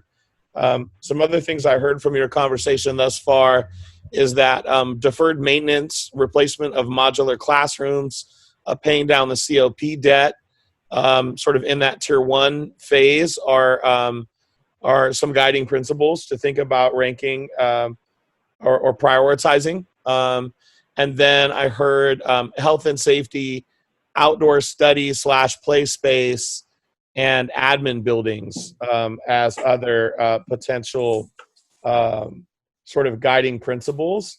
Am I hearing that right? Am I missing anything? Is there anything that anybody wants to add? I think you got it.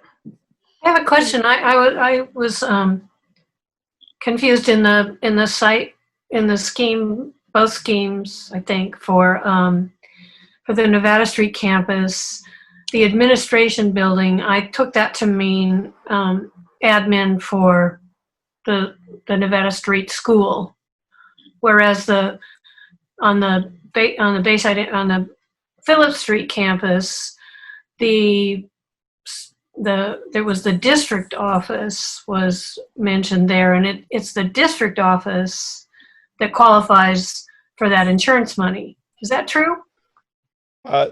Technically speaking, I believe administrative offices on either campus would qualify for the fire insurance money. Okay. My understanding is that we need to replace with a like building. Since that building was used as a district office at the time, that's why we've kind of had a focus on that language. But we'll get some clarification on that. We're having staff follow up with the insurance company, so we should be able to bring that information back on Monday, along with our maintenance costs, our current maintenance costs.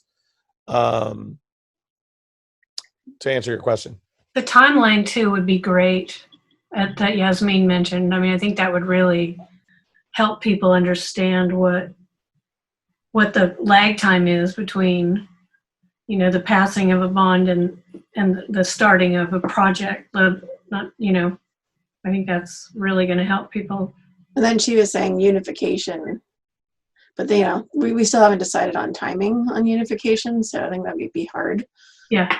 To lay out on the timeline. That's true. Yeah. Yes, and we certainly know the main options we're considering, so perhaps we could create a timeline of the main options that overlays a timeline of a bond and then a construction timeline. Right. And then the other thing that I heard is perhaps kind of a tax estimator scale. Yeah. Well, not that that's a guiding principle for prioritization, but just in terms of direction for myself and staff to bring back to the board. Yeah. Just for information, for sure. Yeah, definitely.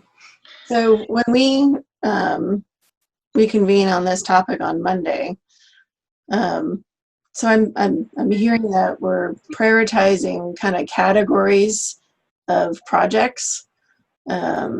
And so I don't know if it makes sense to group what's on these lists by those categories. So what's a safety project? What's an outdoor classroom type project? What's modernization? But then also I'm also understanding that as we select from this list under those priorities, we're also assessing the amount of the bond that we want to issue.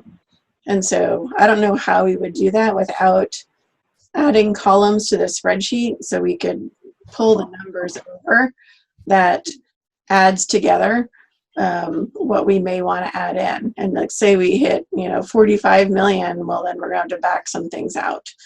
And it may be whole categories or it may be just certain pieces. And I know we want to stay as general as possible, but my understanding is that we have to start looking at what we will list and what we won't in the resolution and in the bond.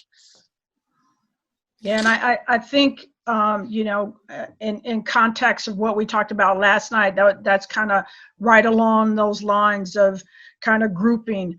It makes sense.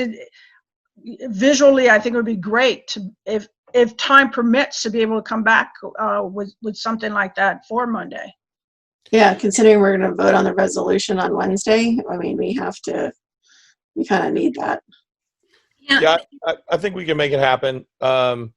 I just do want to sort of clarify. There's a timeline for us passing the bond, right? So, the first milestone is filing the resolution by August the 7th, if that's the decision that we make.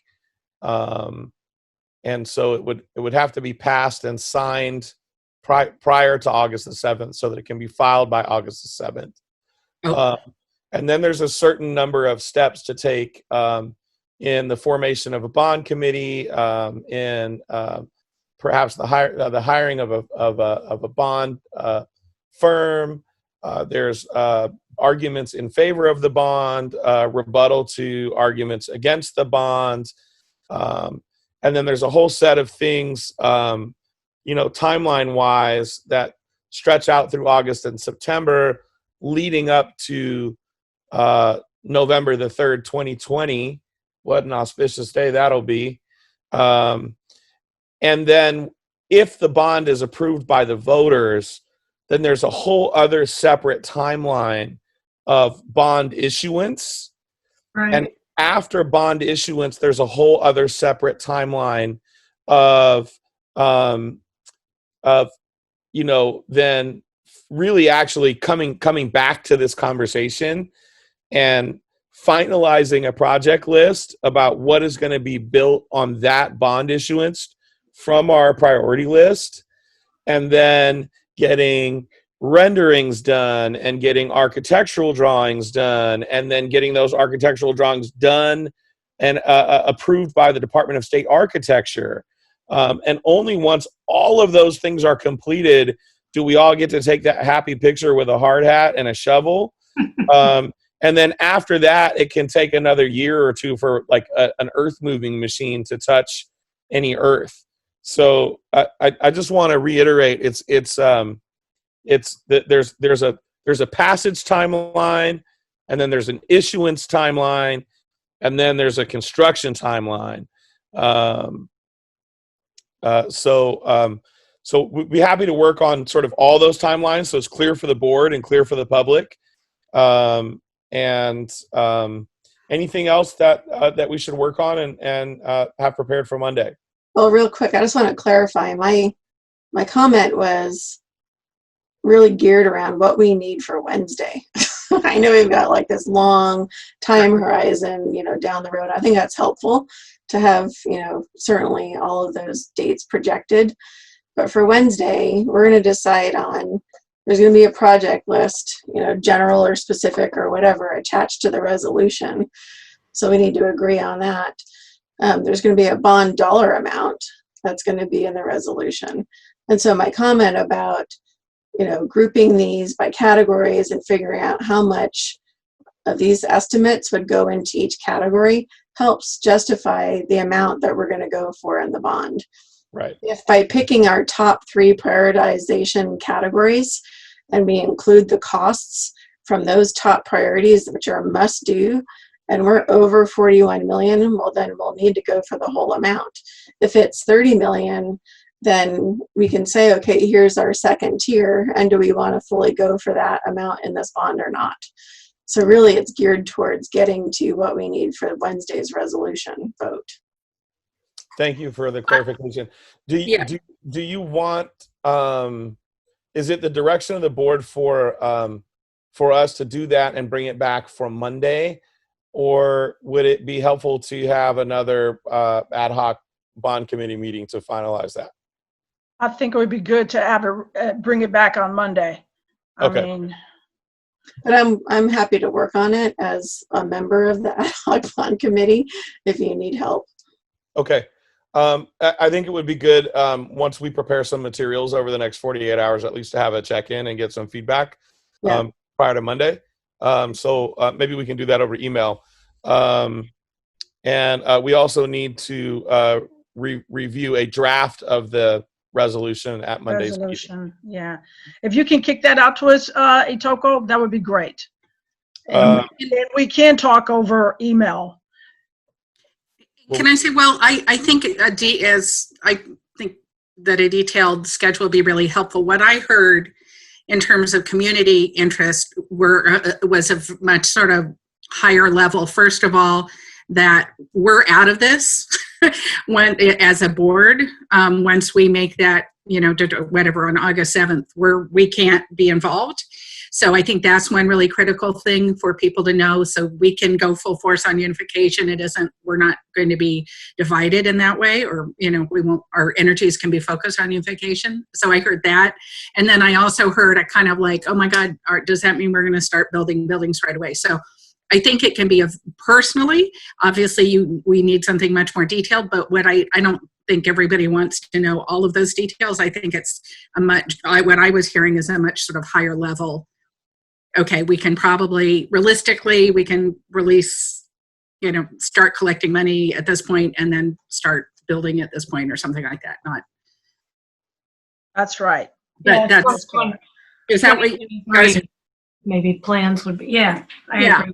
I mean, just because I think part of the question is, I think it's a very legitimate concern. Like, we're in the middle of this crisis. Why are we doing this? It's because what we're planning for is something that's 3 or 4 years out. And if we put it off for the longer we put it off, the longer we put it off. So that's correct. Avoid another crisis. And right. It will cost more money. The longer we put it off, the more money we have to spend in the maintenance and everything. And the interest. Yeah, I just wanted to remind the board that because it's a Prop 39 election, you need 4 affirmative votes for passage. You need at least 4 out of 5 in order to get this on the ballot at a Prop 39 election. Thank you. Thank you, Abel. You are so on it. Really appreciate all the work that you guys are doing to help us out here. So, Dr. Garcia. Yes. We are still at this point of the draft project list. I think you've kind of got an idea of the board and the direction that we've discussed in this healthy conversation. So I would like to open it up to the public to have comments. And I would like to say to the public that we're not going to circle back around. So if you speak once, we're not circling back around to you. For the fact of time. So 3 minutes, you have something that you would like to add on 4.03, I believe is where we are. Yes, the draft project list, please do so. Trustee Green, can I just ask a question while we're waiting for public to? Please. I guess I would like to say I would put some of those wonderful creative spaces, the makers space and whatever dance and those kinds of things, definitely in that category of it would be great to see if we can work with community partners on some of those as another possibility. So I'm actually really excited about those spaces, but so I'd love to see them in the mix, but I just think those are things that maybe we could be working with, any number of people to help finance. So. Very possible. There is an intent from Jenny Smith to comment. Oh, look how dark it is outside. Hi, I want to say that you guys came full circle, and I feel so much more at ease right now than I did at the beginning of the meeting. The idea of a timeline, the idea of prioritization, the idea that, you know, this is planning now for 2 years out, all gives me great ease knowing that you'll be present as we try to unify in the next year, and present as we try to wrap our heads around how to do the best for the kids during COVID. So, Bonnie, your summary of all of it and the idea, you know, getting the community participation in, I just thank you. Thank you, everybody, for all your hard work and your good discussions around moving forward with this bond idea. That's all I want to say. Thank you, Jenny. Ted, do you mind stop sharing your screen? Dr. Garcia, who's next? I am scanning. I see no. Did Yasmin have her hand up? She did not. I see no further intent for the public to comment on this item. All right, sir, let's move along. It brings us to 5.01. It's community input. Can you give this a little more depth? Is this regarding everything that we've talked about up until now, or? It is precisely that. It's the opportunity for further comments or questions from the community on everything that they heard. When we originally planned this agenda, we imagined kind of a more limited scope of public comment on the items. It may be that everybody's had the comment that they wanted to have, but we want to make sure that there are multiple opportunities for the public to comment on these agendized items tonight. And so we put a special item for the public to do so. So just to clarify, we are calling for any further public comment. If anybody wishes to make a further comment, this is your opportunity. If we see no desire for comment, we will move on to some perhaps more exciting or perhaps more mundane items, depending upon the way that you look at it.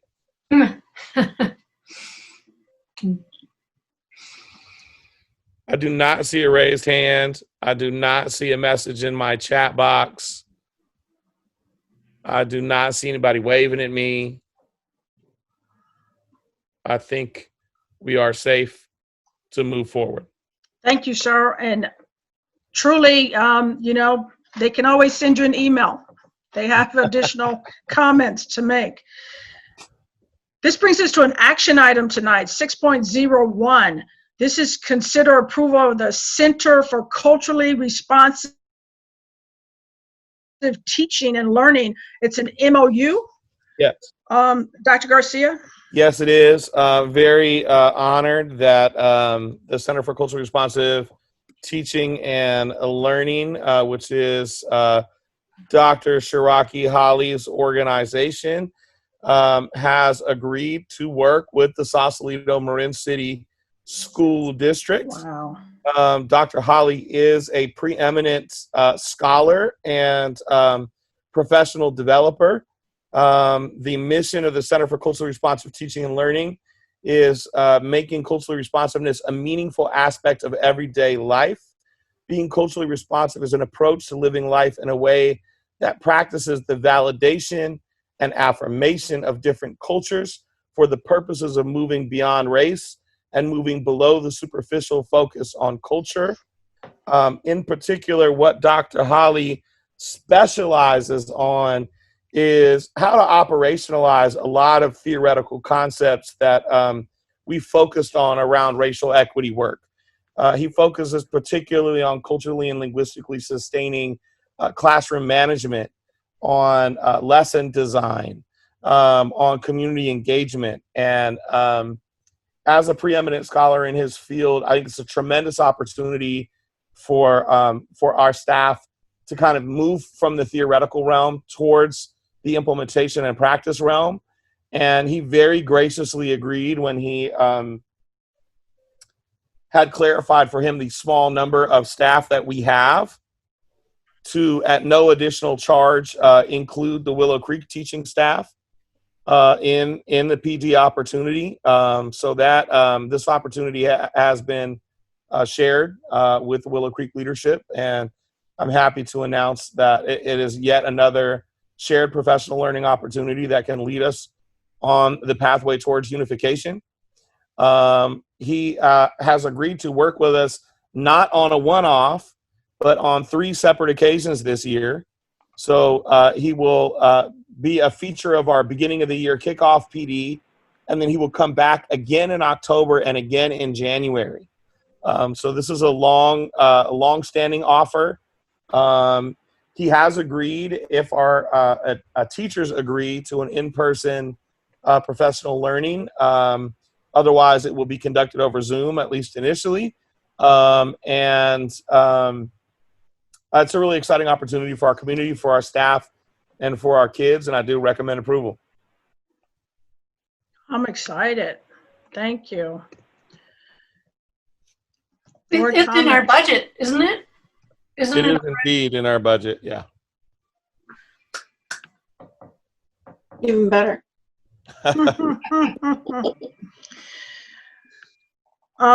You know what, Dr. Garcia, I'm impressed that you were able to even make the connection. He is renowned. He's worked with over 150 something thousand educators and over 2,000 classrooms, 25 years. He's lectured in Stanford and UCLA, and so I don't know. I think it could be a win-win for us, specifically now that we're in this racially charged environment. Timing is great. So. Yeah, thank you. I have had the opportunity to work with Dr. Holly in the past, and I would say that when I was still a teacher, the experience that I had with him was probably some of the most impactful PD that I ever experienced as a teacher. You're right. He is a well-known, well-renowned author and lecturer. For those of you that are a little bit maybe less familiar with his contributions to the research base, he's generally recognized as being a pioneer in the concept of academic English development, both for English language learners and for African American students. One of the early researchers on concepts, educational concepts such as code switching, being an important skill for African American students and teachers of African American students to explicitly teach, along with, as I shared in the sort of preamble to his organization, the conception that it is our job as schools, as educators, to validate and affirm both the language and the culture of our students and their families. Those are some kind of foundational theoretical pedagogical contributions that he has made. Yes, I was just going to reference his work in code switching. And for a lot of folks who are not familiar with it, specifically, in the classroom space, it will be very helpful for them to hear from someone who is kind of coined the phrase, if you will, and has done the work. Yes, indeed.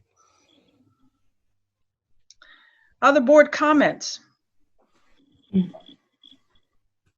board members get to go to these? I know, I was thinking the same thing. I was planning to crash without an invite. I think we would welcome any and all of your presence as observers in any of the professional learning experiences that we offer our staff. I think it not only for your own personal growth and development, but also just in your edification, understanding of the quality and efficacy of the professional learning that we're offering our staff. I think we'd welcome you all. Great. Sure. Thanks for asking, Deborah. Any intent from the community? Yasmin McGrain. Just wanted to say, fantastic. I'm so thrilled to hear this. Hallelujah. Great job, Dr. Garcia and everybody. I know your connections really helped put this together, and I just can envision how much this positive ripple effect is going to have for all the students. And thank you for bringing it to Willow Creek community too. It's just really the step in the right direction of unification. And I know, I've read a lot about his background and his work, and it's just fantastic. So thank you. Thank you. Thank you. We have Jenny Schmidt and then Chris Durbin. Hi, I was going to say the same thing as Yasmin, which is thank you so much. I know about his work. And just today, there was a really fascinating piece on NPR about code switching and how challenging it is to have people of color who usually come to work and they just put their work hat on, but now they're working from home. And what a challenge that is to be working with like a window into their home. It just makes it harder for them to code switch. And I thought that, and then knowing that come and opportunities for us to be sensitive and empathetic and more open to what that all might feel like for a kid. I really look forward to the opportunity to study with him. Thank you. Cool. Thank you. Ms. Durbin. I just wanted to say it sounds fantastic to me as well. And if there's any way the community could be educated about this too, it would be awesome. And that's all. I wish I could come to these sessions with Dr. Holly. I have been posting educational research in the unification tab on the website. I'd be happy to upload a few articles that he's written. Awesome. Thank you. Any other attempts to? I see no other raised hands. I do want to recognize Louis Edney, our SDTA president, did give an applause when we were talking about Dr. Holly. Okay. All right, this is an action item. Need to get a motion, and fiscal impact $12,000. It is within our budget. In the budget. I'd like to move that we approve the MOU with Dr. Holly, his organization. It's been moved by Ms. Turner, second by Mrs. Huff. All in favor? Aye. Aye. Oppose? The ayes have it. Thank you, Dr. Garcia, for your work around that. Professional development opportunity. Make sure we know the dates so we can pipe into Zoom or however you're going to do it. We will invite you. Currently, we're August the 13th, October the 12th, and January the 4th, but we'll make sure we send an invite. Sounds like a plan. Brings us to 6.02, consider approval of the Marin Community College District, 10,000 degrees in Sausalito Marin City School District Memorandum of Understanding. Dr. Yes. Garcia. Well, this is the long-awaited and much anticipated culmination of the work of the scholarship committee and getting us in compliance with some of the requirements of the AG settlement. I'm ecstatic at the partnership between 10,000 degrees to administer our scholarship and take care of the scholarship application portion. They have also agreed above and beyond what I had initially hoped to help with the community outreach of all of the beneficiaries and special beneficiaries named in the AG settlement, and to work in very close collaboration with Compass, which is the career and college counseling arm of College of Marin, to administer both the scholarship and the career and college counseling program mandated in the AG settlement. It's a really exciting partnership. It means that our students will begin getting career and college counseling in 4th grade that will focus on their multiple transitions, transition in middle school, transition from middle school to high school, transition from high school to college. This helps focus our homegrown teacher of color pipeline. That's one pathway that the students will be offered. Also dovetails with some of the commitments from the probation department, the sheriff's department, and the Southern Marin Fire Department around a administration of justice pathway, and have had some really exciting conversations, one earlier today about the tech pathway. And so I believe this will be a cornerstone in our long-term pathway program to provide opportunities and college and career pathways to the students specifically that were affected by desegregation as outlined in the AG settlement, but furthermore to all of our students and all of our community. And although, as you can see, the original date is February 4th, COVID slowed this down a little, but I'm glad we got here, and it really lays out some really exciting outlines. The 4th through 7th grade program is called Compass Prep.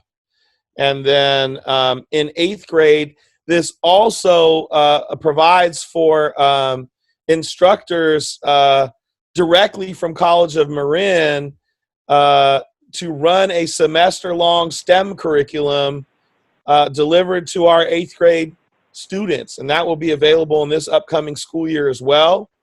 And I think that there's a further opportunity to potentially extend this offer to 8th graders at Willow Creek. It comes with funding for the curriculum, materials, and staffing, which is all provided by College of Marin. And then actually carries our babies all the way through what's called post-Compass or post-secondary. Even once they've moved on, they can still participate in the College of Marin Workforce Development Program. They're entitled to one-on-one career counseling with a staff member. And all of us will be partnering together to identify the beneficiaries, and then College of Marin and 10,000 Degrees will do the outreach for these programs. And I know that there's not a large number of people waiting, but certainly I know of at least a handful of people that are really excited to apply for these scholarships and get these funds dispersed so that they can support their continuing education. Right, and then also those who are currently in the 9th and 12th grade will be supported as well. And 10,000 Degrees, the staff is known on our campus, and a lot of our kids are familiar with some of the staff. So this is really good news. We're waiting for good news. This is some great. We should have did this one at the onset of this meeting. Yeah, it's truly great news. Yeah, really. Wow. Way better than I even hoped for. You know, I mean, really, just wow. There is a continued tsunami of support and care and empathy for our students and our community and our district and the projects that we are working on. And I agree, Deborah, actually this superseded my wildest hopes and dreams for what this could be. Yeah, wow. Awesome. That's great. It's buy-in. It's what we need. Yep.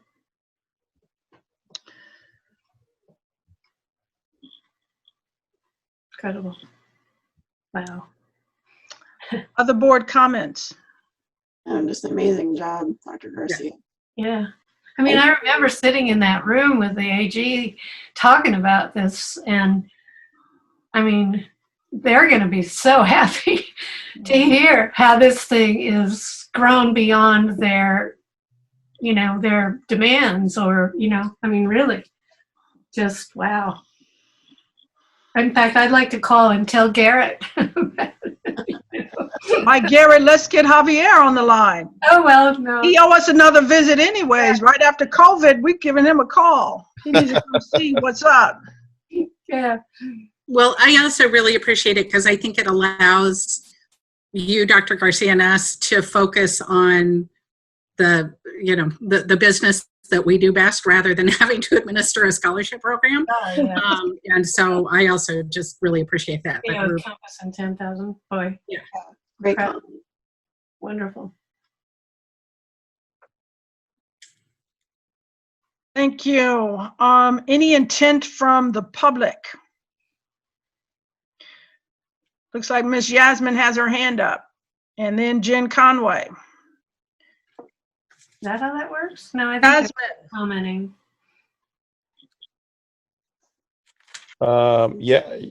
Somehow it registered faster for you than it did for me there, Ida. But yes, Yeah. Jasmine McGrain. No, I was just going to tell Ida I was high-fiving you virtually.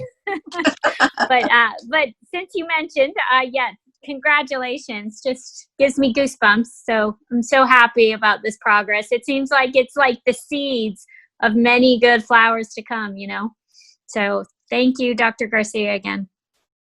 You. It's a good analogy. The seeds of many good flowers to come. Let's use that. Yeah. Ms. Conway.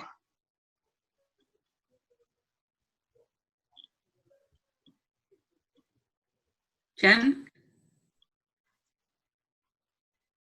Did we lose her? Yeah. Hi, no, sorry. I was just clapping to say congratulations. That's amazing. Thank you, Jen. All right, sir. Is there anyone else? I don't see any further raised hands or anybody waving at me or sending me any chats. You didn't mean that. All right. This is an action item. And the best part of this, Caroline, is it is no fiscal impact. No, the best part are all the kids who are going to. And absolutely that. I would like to move that we accept or whatever this MOU with Compass and 10,000 Degrees and plant those seeds or water them. I'll second. I want to thank those organizations for stepping up into this role. Absolutely. That is so awesome. It was moved by Deborah Turner, second by Caroline Van Ost. All in favor? Aye. Aye. If you're keeping track, Steve, I think that was all four of us. Got it. Thank you. All right, folks, this brings us to that daunting hour of adjournment. Need a movement to adjourn. Move you adjourn. I'll second. It's been moved in second. All in favor? Aye. Aye. Hope to see you tomorrow night for the town hall. Good night, folks. Drive safely.